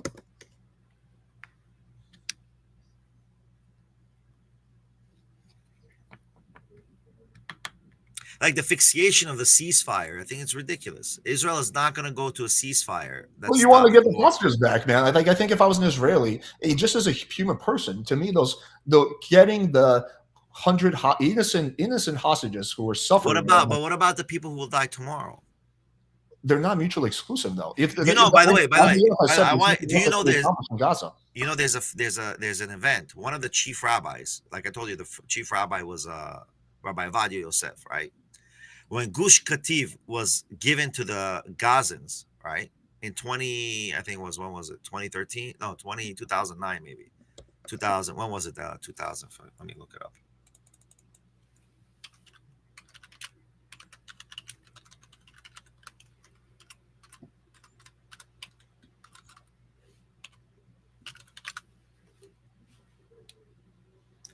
So when Gush Kativ was returned in 2005, Rabbi Avadia Yosef publicly said, the return of Gush Kativ in Gaza will create another Holocaust. Sorry, I'm just reading around about the... Sure. I'm just telling you the fact. That's the fact, bro. That when Gush Kativ was given back, it created another Holocaust. And look, the rabbi prophesied this by just simple logic.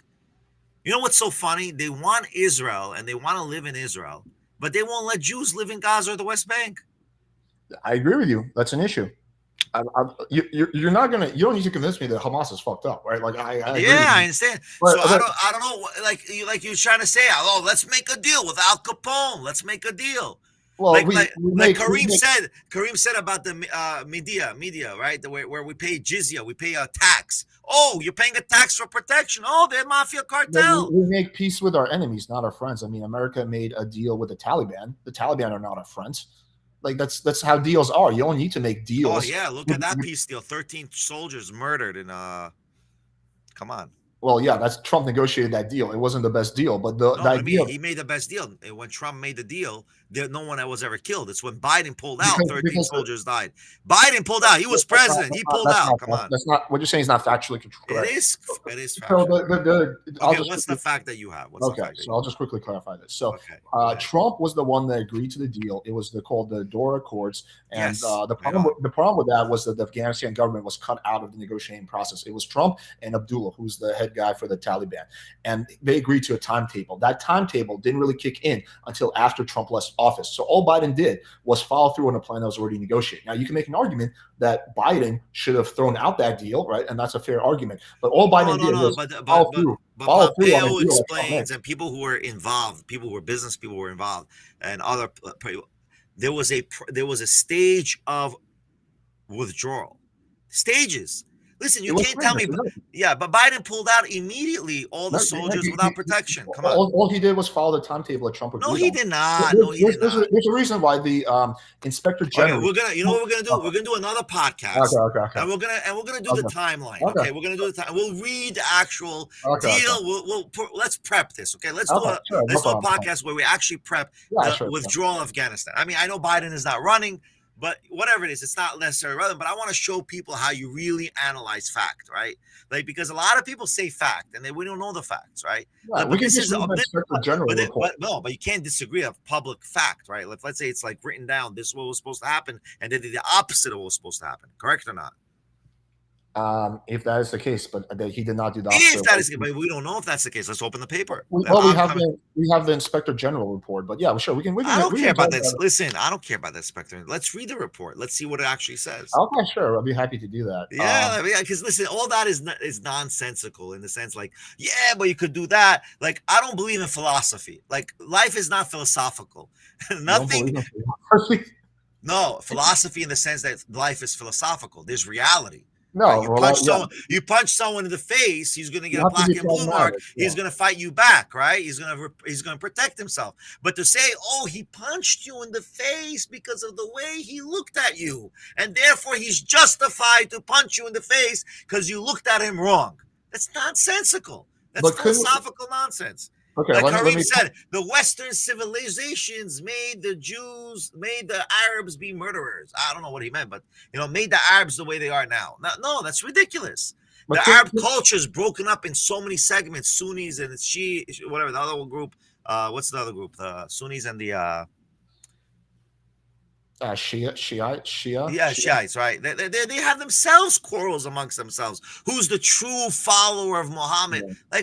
Like we're in middle of an Arab culture.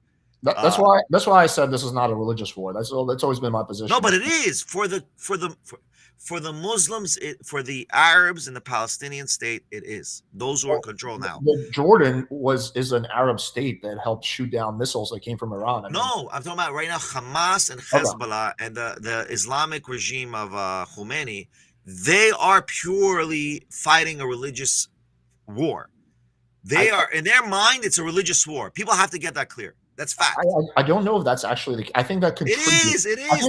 I think it contributes, but I think it's fact. In their mind, they got to kill the Jews in order for their Messiah to come. That's their mind. Do you know the story of? Do you know why Hezbollah came into existence? Like Hezbollah. I don't care why Hezbollah came into existence. I want to know why jihad came into existence. Well, it's an important question. Like, don't you think? Why does jihad exist? Hezbollah comes because of jihad. If there's no jihad in the religion, there is no Hezbollah. Well, there was no Hezbollah in the 70s or the 60s. But there was jihad. There were always extremists. There was no Hezbollah. Like, why was Lebanon? Bro, it's like you slap Coca-Cola and Pepsi. It's almost the same taste. They just put Hezbollah. They slap the brand. It's just a brand. Hezbollah today, Hamas tomorrow. Let me give you a different example. Iran wasn't always a shithole. In the 50s and 60s, Iran was a pretty for sure. So what's the reason that Iran became a shithole, right? Well, there's jihadic, Islamic.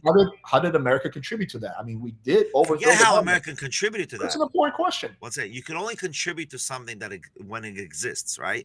You got enough people that say, "Oh, these women shouldn't have to wear bikinis on the beach." Oh, enough people that say these women shouldn't be dressed this way. Enough to have an oppressive mentality that if you have those people, of course they're going to be able to do a regime change. Listen, whether America, to me, it doesn't matter whether America has done these, regime changes or not, right? Bottom line is, we all in America benefit from these regime changes. And if people say that's not true, of course it is, because I'm going to say something mind blowing for you right now. The ultimate reason why America is the superpower in the world is because we make sure that other countries don't become a superpower. How do we benefit from supporting Al Qaeda during its war with Russia? Because we toppled Russia. And was that later a good thing? Did that come back to bite us in the ass? Maybe like Doesn't matter if it did, but it gave us 20 to 30 years where we surpassed Russia. You can't deny that we surpassed Russia. That's not even what toppled Russia. Like first of all, Russia. No, it was a catalyst. What do you mean? You cannot deny. You cannot deny it was not a catalyst. It was definitely a catalyst of it played a role, but the problem was that the Soviet Union at that time, you had Gorbachev, who was not really digging the whole current state of order. You had all these countries like in Europe. But it doesn't matter. But because of the Afghan war, because the Afghanis fought the war against the Russians and they couldn't fight the war, that's what made the fall happen, right? Right. We gave the weapons and the trading to the.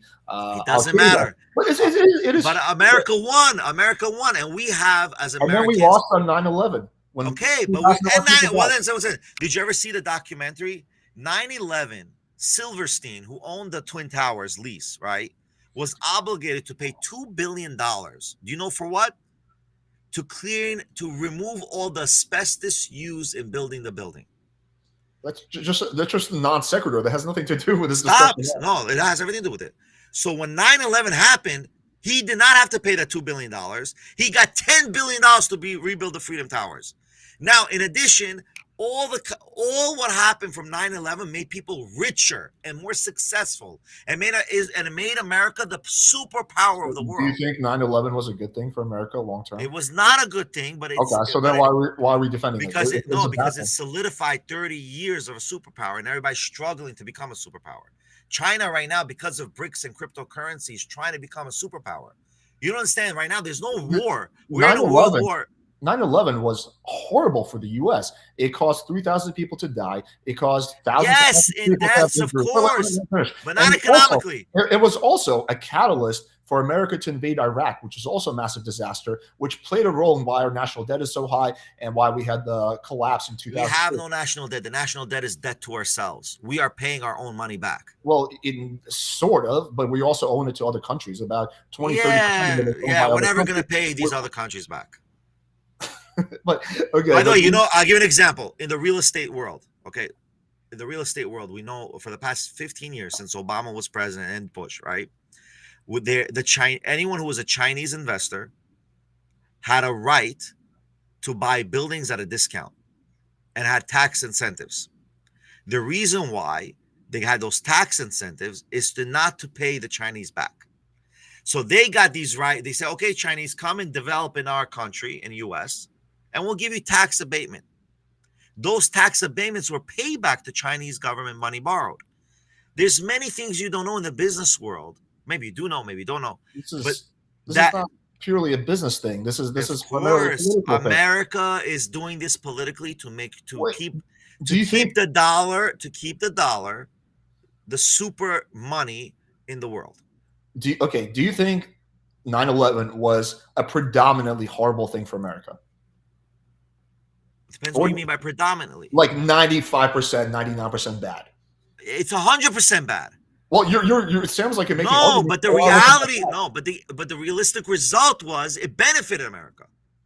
How did it benefit America? It caused us to go into Iraq. No, financially we became a superpower in money. Not because of 9/11. We were already a superpower. No, we were losing it. America was after the Soviet Union fell down in the 90s. America was the superpower. No. But it's not about just being the superpower. It's making sure that, of course, it made us rich. 9/11 made us go into a stupid war. Two stupid wars, but one that was extra stupid. 9/11, yeah. It led to the death of tens of thousands of. What do I mean made us rich? It made many rich people, let's put it that way. Many people in higher authority echelon of America, the high echelon of America. Let's just assume that's true. Became multi-millionaires and billionaires because of 9/11. Let's assume that's true. Doesn't all of that pale in comparison due to the fact that we lost tens of thousands of soldiers? I disagree. Of course, listen, I'm not for 9/11. Let's clarify the conversation. Kind of like, no, I'm just saying, listen, what I'm saying is that the reaction of 9/11 in a reality format just made America a superpower for the next 50 to 60 years. And that's why they let it happen. There were reports of people willing. You think the government let 9/11 happen? I think so, yes. Really? Well, there's reports that 9/11 was reported, that there was a 9/11 going to happen. There were terrorists looking to bring planes into the Twin Towers, right? There was intelligence, sure, but I think But I all of a think sudden, that intelligence we ignore, but intelligence of Israel, intelligence of here and here. well, no. America, Israel, every country, we get a lot of intelligence. You could say, if you're going to say that, hey, it was negligence that caused 9/11, I'll fully agree with you. There's some negligence that probably happened in the CIA that caused them to overlook critical intelligence. But if you're saying that, I actually think it was malicious. I think that people in the American government knew what's going to happen. Let it happen. I could not disagree more. I don't think the American government knew what was going to happen. They may have been negligent. Whether they knew or not, the result of 9/11 made America a superpower, a continuous superpower. I'm telling you right now. America was already superpower. 9/11 didn't. No. Okay. It's about being a superpower. It's also about continuing being the superpower. Why do you think that 9/11? I believe personally, the CIA's job is to make sure that America stays the superpower. That's my belief. That's true, but that's completely besides. And I think that 9/11 was a cause of that. 9/11 continued the path of the superpower. Listen, because of 9/11, we have the internet to what it is today. Because again, it's the aftermath. The aftermath. Wait, do you think at 9/10 we were not a superpower? No, you're misunderstanding, bro. You're fixating on the word superpower that I'm saying. What I'm referring by superpower is that there's an intent to continuously keep ourselves as a superpower. We always had that intent. No, we didn't, because now you don't have that intent. With everything that's going on with society today and politics today, there's an intent to destroy us as a superpower. No one wants to destroy America as a superpower. Besides, of course, it's happening. It's of course happening. You have no idea what's happening in the you know what BRICS is? Do you know what BRICS is? Yes, it's the agreement that Russia has with what's his name with. Do you know Do you know that the U.S. dollar use what has happened in the world right now? That the U.S. dollar has now 45% of countries are not using the U.S. dollar anymore. Yeah, but I don't think America did that intentionally. Of course they did. You think the American government, their goal is to let's get more countries not using our currency? Of course they did, because they made sanctions against Russia. And by making sanctions against Russia, you basically alienated Russia and Putin. And now Russia and Putin creates a coalition with China and Brazil in order to create BRICS. Of course. And then you have in the crypto world, you have the current administration and even Trump's administration bashing the cryptocurrencies. All of a sudden, Trump is now a crypto maven, right? Because now it's good for his he has had it converted to cryptocurrency. But cryptocurrency has been a target of the SEC for literally since 2015. Has been targeted by the SEC in order to prevent it. Crypto is not even regulated by the SEC, or at least it wasn't for a long period of time. No, it is regulated. Maybe as of very recently. It's a lawless. No, I'm in crypto space. Our company has. When do you think crypto became regulated by the SEC? It always has been regulated by the SEC. That's okay. I'm gonna fact check that right now. Well, you can fact check that, bro. I'm in cryptocurrency. You can't argue me with that. That's like my trade, bro. Yeah, sure. I have some money in crypto, but we created our own token. We have our own token. We did our own minting of tokens. I mean, okay. Yeah, you might actually be correct about that. But I think what I was getting at was that even though it's technically regulated, there's a lot of scam. You agree? There's a lot of scams in crypto, like NFTs. Yeah, but that's not relevant. What I'm referring to right now. What I'm referring to is that the SWIFT system created by America, which was adopted by the world. Yeah, I know. Right. That's what they used to control the world. Therefore, by alienating Russia and sanctioning Russia, they created they created a huge collapse in Russia financially. But that wasn't on purpose. I agree with you that that was on purpose. I agree that our policy towards Russia has been unsuccessful. And I agree we should not have alienated Russia, especially before the war in Ukraine began. I think we should have gotten Russia involved more in the Western world. I agree with you on all of that. But I don't think there's people in the U.S. government who are thinking, you know what we're going to do is we're going to fuck over the U.S. dollar. That's just not happening. I think I think the larger point is that, kind of what we were talking about earlier. Alex, it is. There are people who are trying to screw out the U.S. dollar. Who are the people in government that you think are trying to screw out the U.S. dollar? Those who believe in I don't know names. Whoever believes in progressive movement is here to screw out the U.S. dollar. I believe in the progressive movement. I don't want to screw out the U.S. dollar. What do you mean? Are you talking about AOC? Are you talking about Bernie Sanders? Those who believe in socialism. Whoever believes in socialism is here to screw up the U.S. dollar. Who do you think right now in Congress believes in socialism? AOC and Sanders. Neither Sure. one of them believe in socialism. I think they do. They believe in a social democracy where they believe. No, that's a play on words. I don't know. It's a huge difference. Okay, how do I get? This is another conversation, by the way. Okay, sure. We can talk about another. We can do that another episode on that. But I believe let's put that aside. Like Marxism, socialism, I'm purely against. My parents come from communist Russia. Yeah, they grew up in communist Russia.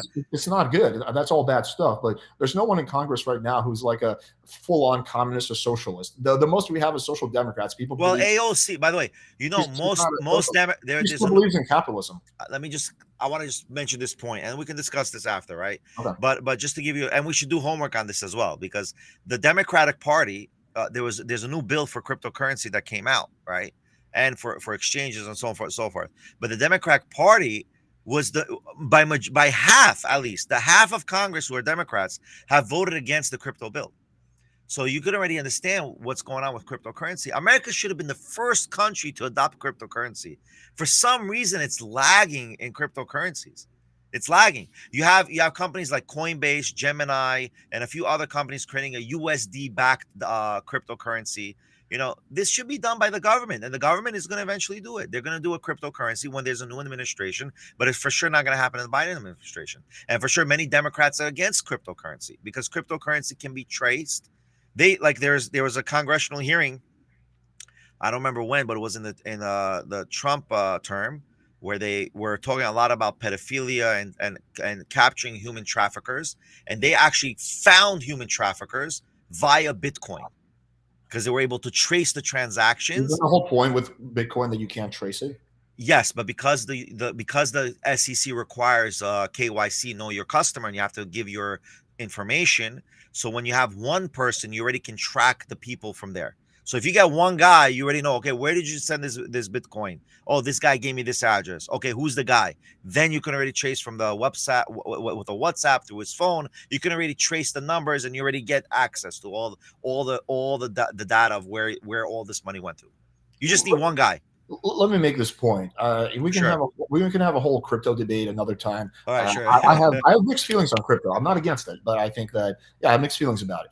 But going back to what we were talking about earlier, which is like you're saying AOC and Bernie are socialists. What they believe is that most of the things should be controlled by the private sector, but some things like medicine or the pharmaceutical companies should be controlled by the public sector.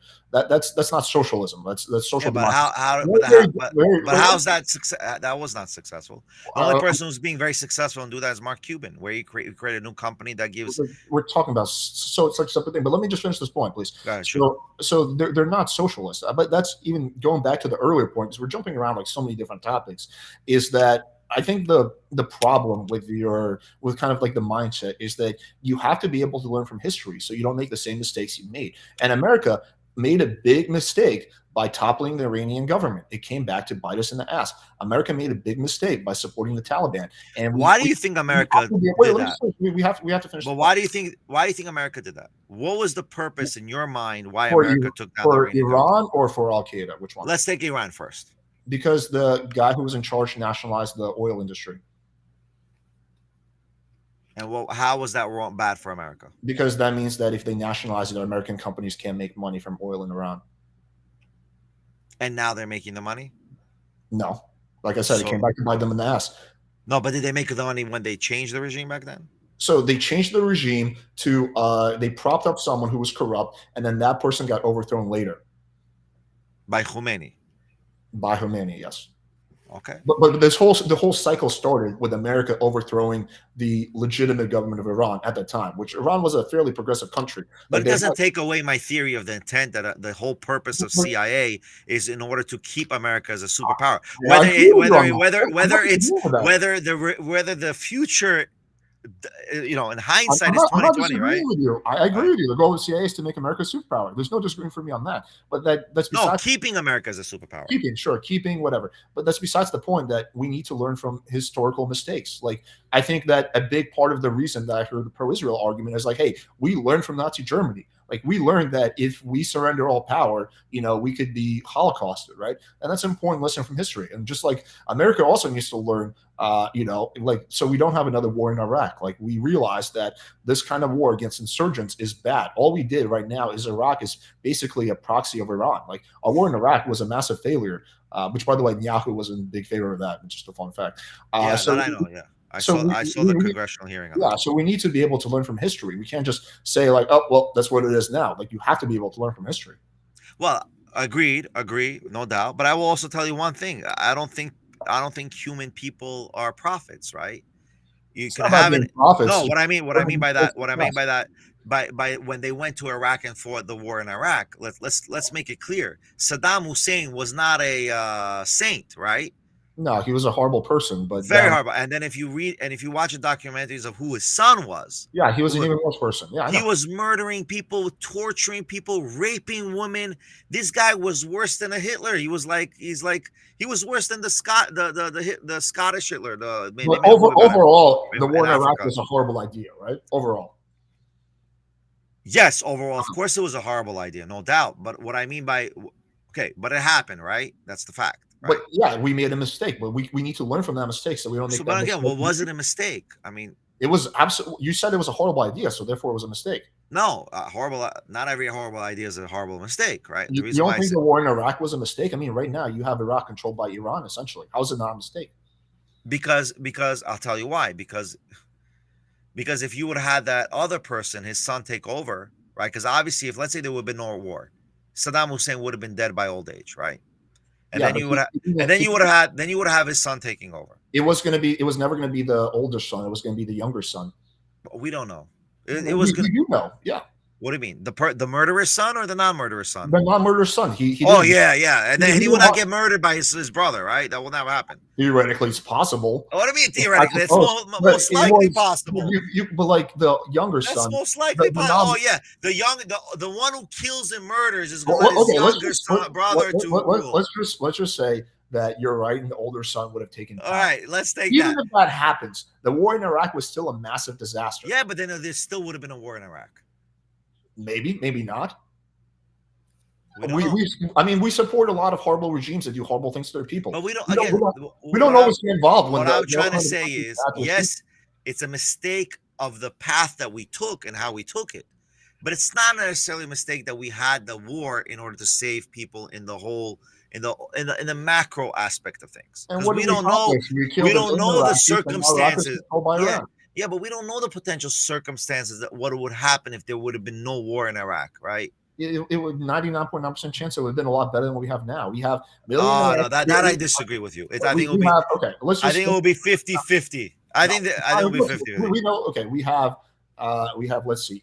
One good thing about Saddam Hussein is he didn't fuck around with terrorists. He was anti-Iran, so he kept Iran in check, right? And then you have 50,000, 100,000 American soldiers being killed in the war or something like that. You have many more with PTSD and disabilities. You have some crazy amount, 500,000 of Iraqi civilians dead, a lot of people dead. And now you have a very destable government in Iraq that's controlled by Iran. We just made Iran stronger. I agree with what you're saying, but I believe in the other retrospect fact that if we would have not went into Iraq, I believe Saddam Hussein would have had nuclear weapons at today's time. They would have had nuclear weapons. But they found no weapons of mass destruction. No, that's into year 2000. I'm saying if we would have never invaded Iraq, Iraq will be the proliferator of nuclear weapons, not Iran. Why do you think? Well, first of all, Saddam Hussein was not involved in terrorism in any way. He killed. I'm afraid that he was involved in terrorism. I'm saying that he would have why would he sell nuclear weapons to terrorists? Not sell. He would have been creating nuclear weapons. What would they? Okay, I mean, sure. Hypothetically, it's possible. Though, a fucking comet is going to crash and kill us all. But he was not creating nuclear weapons. There was no evidence. But we don't. Again, we're talking about if we would never invaded Iraq in 2001, right? So from 2001 to 2025, we invaded Iraq in 2003. Right, 3. I'm sorry, but I think they initiated the idea to go there. No, in 2001. No, that was when we went to Afghanistan. Right. So we went to Afghanistan. Okay, so. 2003 was Iraq. But either way, the point I'm trying to say is that in 25 years, if we would have never went into Iraq, correct? You telling me in 25 years he would have never created nuclear weapons or had the ability to make them? I don't think so. No, there's no evidence that he was trying to create nuclear But weapons. at 2003. Okay, well, then, like what I'm saying in a 20-year span, you're telling me he you, would have never wait, decided to create nuclear weapons? do you think you can kill someone or topple governments because of things they might do in the future, even though there's no evidence of the things they're doing? That's not what I'm saying. That's not. We're talking about a hypothetical, right? That It's if just Iraq there's was no there, evidence that was that his if goal. but there was no evidence about whether Iraq and Iran Iraq would be still putting Iran in check if they were not toppled over. Well, it can't be any worse than Iran controlling Iraq. I'm saying it could be worse. Iraq could be the nuclear power in the Middle East if No, there was no war in Iraq. no evidence for that at all. Like What? zero evidence. What do you mean? You tell me in a hypothetical sense of 23 years, Iraq would have never. It's theoretically possible, but it's extremely okay. Thank you. I appreciate that. Yeah, of course, anything is theoretically possible. Alex, it's theoretically possible that I'm Hamas. But I'm glad. But I'm glad. No, it's not theoretically possible. Hamas, it is theoretically. I don't think your nature is Hamas nature. Yeah. Okay. Theoretically possible. Thank you. I appreciate that. That's exactly what I was trying to say. Okay. Thank you. Yeah, I would never deny it's not theoretically possible. Anything is theoretically possible. So again, I'm saying it's very hard to say whether the Iraq War was good or bad. It's bad in the sense that we lost 50,000 soldiers. That's right. What's the number that we lost? How many people? It was tens of thousands. I don't know the exact number. Okay, let me type it. How many soldiers died in Iraq?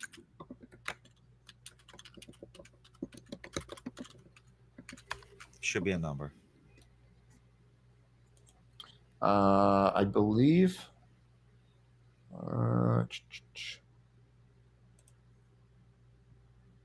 7,057. Yeah, well, 7,057. That's too many, in my opinion. Yeah, but it's not 50,000 like you said before. I was confusing it with with other shit, but yeah, right, well, okay, it was well over 50,000 civilians that were killed, but yeah. Okay, that I get. Okay, but for sure not the 7,000. Listen, it's a lot of soldiers too. I mean, it's almost equal to the amount that were killed in September 11th. There was also I believe well over 50,000 that had some kind of PTSD as a result of the war. Oh yeah, for sure. I believe in that. I believe that for sure. Some of their lives are ruined. Like they will never have a normal life again because of what. Yeah, listen, for sure. Every soldier has PTSD almost, right? Like I don't deny that. I don't think that was good, but I don't believe that we are God that we can know exactly what would happen if we never went to Iraq. No, but we need to make pragmatic decisions based on information we have. That's how we make decisions. We don't know the future. Well, I'm sure with your business or your family, you make decisions based on facts you have on the ground. You don't think, well, I could start this business, but 20 years from now, maybe there's going to be a holiday. Like no one ever thinks like that. You think about what facts you have at the time, and you try to make reasonable predictions. Yeah, but I personally believe that the American government knew or believed there was a possibility in the future that he will make nuclear weapons. And therefore, they lied to the government, they lied to the people, and said he has it now. That's what I personally believe. But then why wouldn't the CIA keeping the superpower? Why would they not just show the evidence that he had plans? Like, why would they not show that after the war? No, I don't think they had the evidence. They just think they believed it. But they believed it falsely, right? Yeah, I believe so. Okay, but then still not a valid reason. Well, it doesn't have to be a valid reason. These are people who create war. That's their just fact of the matter is, war in Iraq was a disaster for America. Like it would be so much better off if it didn't happen. Maybe. And we have to learn from history. Like we have to. It would be better for it to happen for America or for the world. I think both. And for the Iraqi people, you're saying? Yeah, for the 200,000 or 500,000 Iraqi people that died. Yeah, I mean, like what's going on in Iraq now? Like it's a proxy of Iran. Like how is that better for their people? Okay. We went from one bloodless, murderous regime to another. I agree. Yeah, makes sense. So, yeah. That I agree with that 100%. I mean, like I just said in the beginning of the podcast, 9-year-old children are being, I actually want to show that. Like I want to show it to people. People don't believe me. Iraq, 9-year-old. I can believe that. They have this really strange practice in Afghanistan called bachi-bazi. Have you ever heard of it? Yes, I heard of it. Yeah, it's horrible. Yeah, let me just share this with the people. Share this tab instead.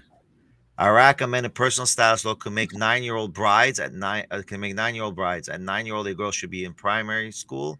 She's not old enough to drive a car, yet vote or hold a job. But according to some Iraqi women, she's old enough to be in a wedding dress. Yeah, that's gross. I That's mean, disgusting. there's some pedophiles in America who would agree with that too. But yeah, I agree. Well, yeah, they claim there's There's a cultural element. Yeah. yeah, that like people can watch this. I mean, like, where's the outrage in this, bro? Like, where's the outrage in that? I mean, like, it's I think ridiculous. it's called the bigotry of low expectations. We just expect more from a Western democracy than we do from like No, some I shit. think I think it's because we're Jewish. We're judged more. We're more scrutinized. I don't believe in that at all. You don't? Nah, I don't. Look, there's anti-Semitic people out there, and there's anti-Semitic countries, but in America, there's no widespread anti-Semitism. I don't believe that for a second. And you don't believe there's anti-Semitism in America? No, there's anti-Semitism. I'm saying there's no widespread anti-Semitism. Anti-Semitism. I mean, like all the protests in all the colleges, didn't they show it all? But most of those protesters, they don't want to kill Jews. They just want there to be a ceasefire, and they want there to be an end to the war. So Like, what does from the river to the sea mean? well, Palestine will be free. What does that mean? Well, what the protesters think it is that they're talking about one state solution, so everyone's going to live. I understand what it means when it's very different when Hamas says it and when a lot of these protesters say it. When Hamas says it, they mean like no more Israel, right? When a lot of these protesters say it because they just don't know any better, right? They think it means that like, oh, everyone's going to live side by side happily. I don't care what they think it means. It's a question of what it means, right? Well, it can mean different things to different people. Like an eggplant emoji means A and B, right? It's like no, I mean in the Likud charter, it also says from the river to the sea. I mean, like, where does it say? Let's pop it up. Everybody says it. In the Likud charter, river to sea. And let me read it in Hebrew. I know Hebrew. Let's read it. A lot of people claiming that. How do you spell Likud? Likud. Likud.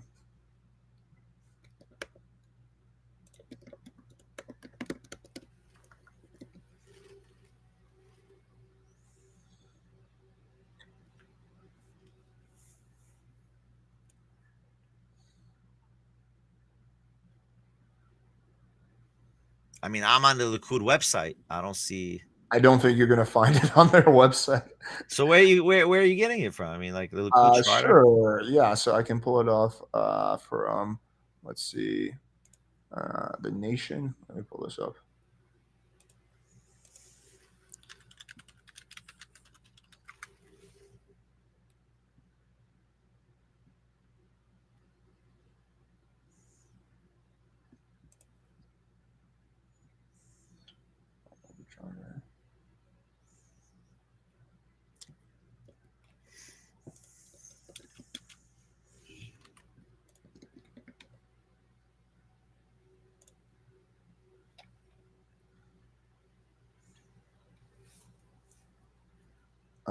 The phrase was used by Israeli ruling party Likud party as part of their 1977 election manifesto, which stated, "Judea and Samaria will not be handed to any foreign administration between the sea and the Jordan River. There will only be Israeli sovereignty."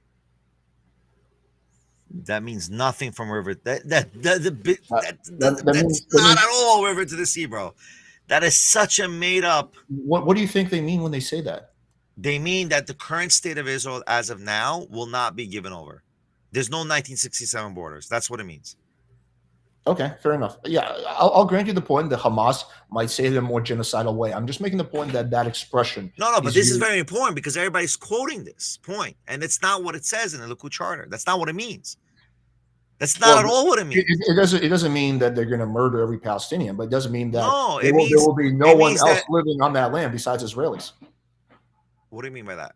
Where Israelis who are both Arab and Jews, right? Why can't listen? Israelis. If they were living in the West Bank and Gaza, why can't they just make West Bank and Gaza a beautiful country? It's That's like Israel. Whole different side point, right? But it's not like Israel's not willing to have them come in Israel. They let many Palestinians come into Israel. Willing to have, so Israel's willing to have some Arabs live in Israel, but Israel will never, for example, agree to a one-state solution because they don't want too many. No, Arabs. I think they want to have a majority. No, I think now they're willing to create a one-state solution. Really, you think so? But the way I said it's going to be, not the way you think. That's not a one-state solution. That's just we're going to be. It's like no, it's like Puerto Rico. What do you mean? We have America and Puerto Rico and Guam and St. Thomas. Why can't Gaza and West Bank be St. Thomas or Puerto Rico? What do you mean? Like there's a whole different group of people who said that. In governance. Well, I think the big difference is Puerto Rico and Guam want to be part of the U.S. No, but they're never going to do it. They're never going to do it. No, but like they want to be U.S. No, territory. obviously, there's so many Yeah, historical. which is I don't think the Palestinians want to be Israeli territories. Like I don't think the Palestinians want the West Bank to be an Israeli territory. No, because they want all of it or nothing. Well, a lot of people want a lot of different things, but you have to. But find that's the problem.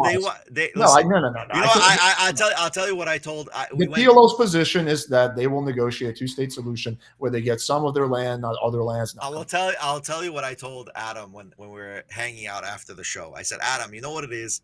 It's like you have two cousins, right? One cousin still works in McDonald's. The other cousin made it big. He got into crypto, became a billionaire, a millionaire. He starts driving his Jaguar, his Mercedes Benz. And then the cousin who's in McDonald's like, no, I want your stuff and I'm going to kill you for your stuff. Like, what right do you have to have all this Bentley and all this success stories? Same thing with the Palestinians and Israelis. Israelis did not build tunnel terrors. Right? What do? They build freaking an economy that's. It would make no sense for Israel to build tunnel terrors because they have right. No, technology. But no, they did develop their military. They did build atom bombs. No, but they went like Adam says. We went up. They went down. That's the reality. Yeah. We built in 70 years a country. They could have been building side by side with us their own country. And I agree and then Israel would have no choice and say, okay, listen, let's make economic deals. Let's make a let's make a tri-state trans area that we can all be in together. Well, they would have no choice if Palestinians were militarily and economically as powerful as Israel. But they could only become military powerful if they're economically powerful. That means if they would show economic growth and societal growth, then obviously why wouldn't you work with them? It's also very hard to have economic growth when you cannot allow to trade with the outside world. No, but that is a result because they refuse to acknowledge. It's like an AA meeting. You have to first admit that you are an addict before you can get recovery. They need to admit that they hate Jews and say, okay, now we got to stop this hatred. Well, nothing is going to make them hate Jews, like being told that they can't trade with the outside world. Like no, but that's airport.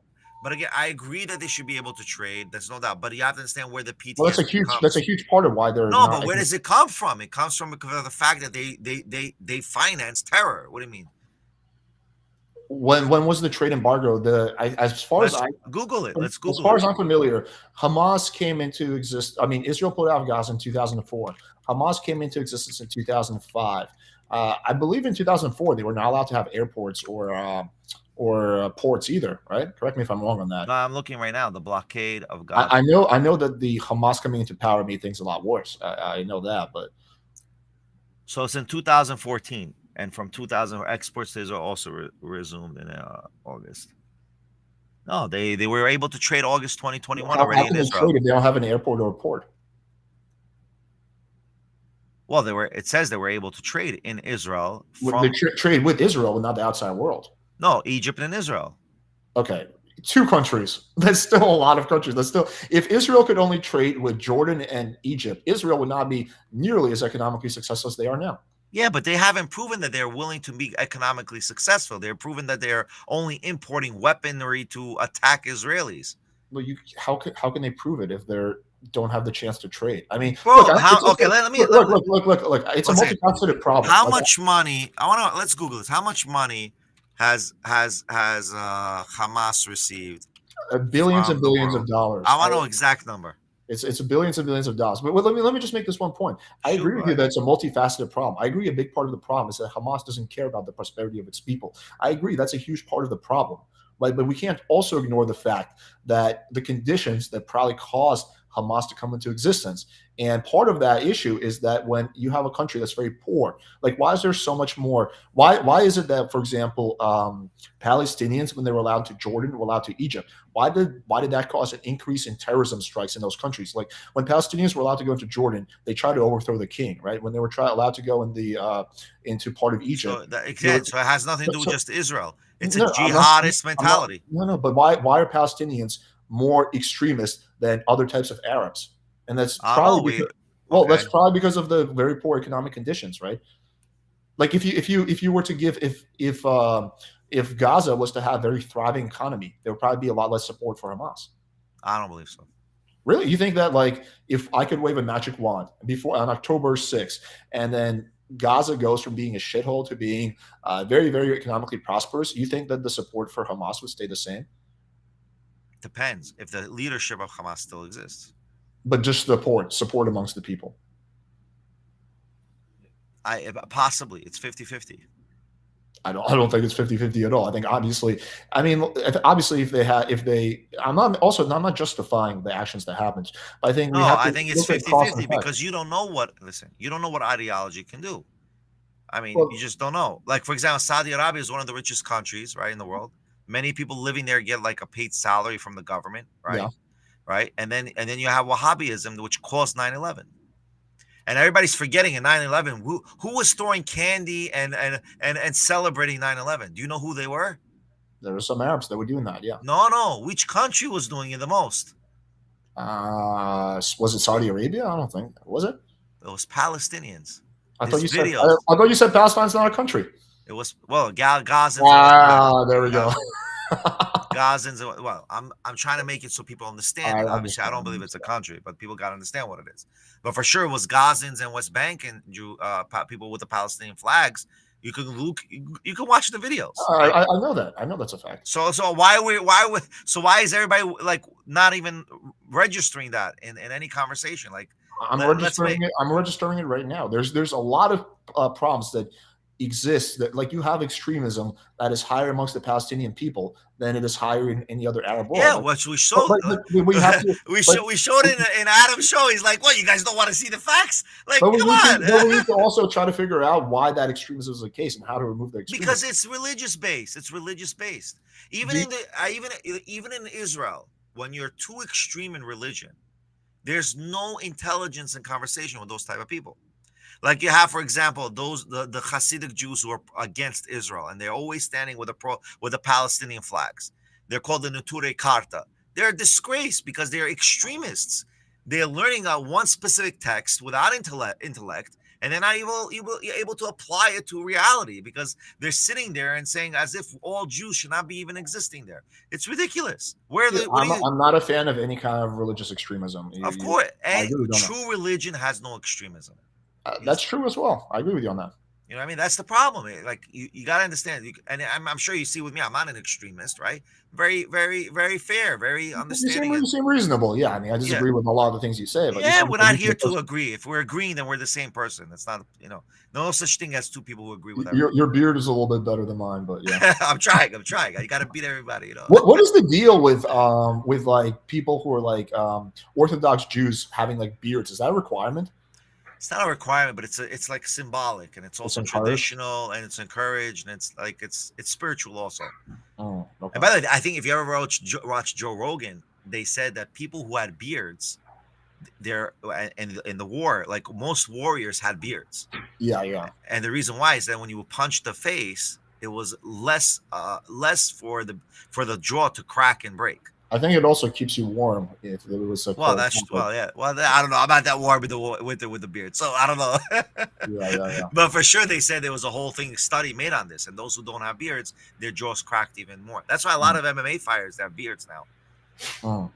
Yeah, no, this is a fun discussion. I mean, I'd definitely be happy to do a part 2. Yeah, let's do it. I mean, we're already 200 minutes in, so I don't know. Yeah. I think guys at iShook, we got to stop already. We had about 5 to 6 live watchers, and hopefully we'll get more. I'll reshare it on my YouTube channel, though. Just send me the YouTube link, and I'll put it in. Yeah, sure. I'll send it to you as soon as we finish the call. Yeah, for sure. Yeah, definitely. And then we'll do a lot of shorts on this. I think we had a lot of good points here. You and I had a lot of good points. Yeah, for sure. And I think we definitely got to share the concepts out there. But more of these discussions help because we really actually got to the crux of things because we're actually popping up the fact checking the things that we're talking about as well. This discussion was 10,000% more productive than whatever happened in Valley Taman that day. No, I think also what happened in Valley Taman was needed because that started everything. Because then I would have never met you. Yeah, that's true in that sense. It wasn't necessary, but yeah. But yeah, it was a fun discussion. Is there anything else you want to talk about before we wrap up? No, I think we're good guys, and I think Alex has been great. And Alex, you are great. I think you're a good person. I think you have a lot of intelligence, man. And it's a fun to talk. I didn't even feel it, man. It's fun to talk to you. It's awesome to talk to you. And honestly, it's like there's a lot more to talk about. I mean, with the Trump and the other stuff, that's like, again, I just don't want everybody to think I'm pro-Trump because I'm a MAGA only. I'm pro business, and I think he's for me as a business. If it was another person running, it'll be a different discussion. You know, it's Well, just we agree on that. I also like business. I have 2 businesses, and I'm also pro business. So yeah, yeah, that's all. That's nah. awesome. That's awesome.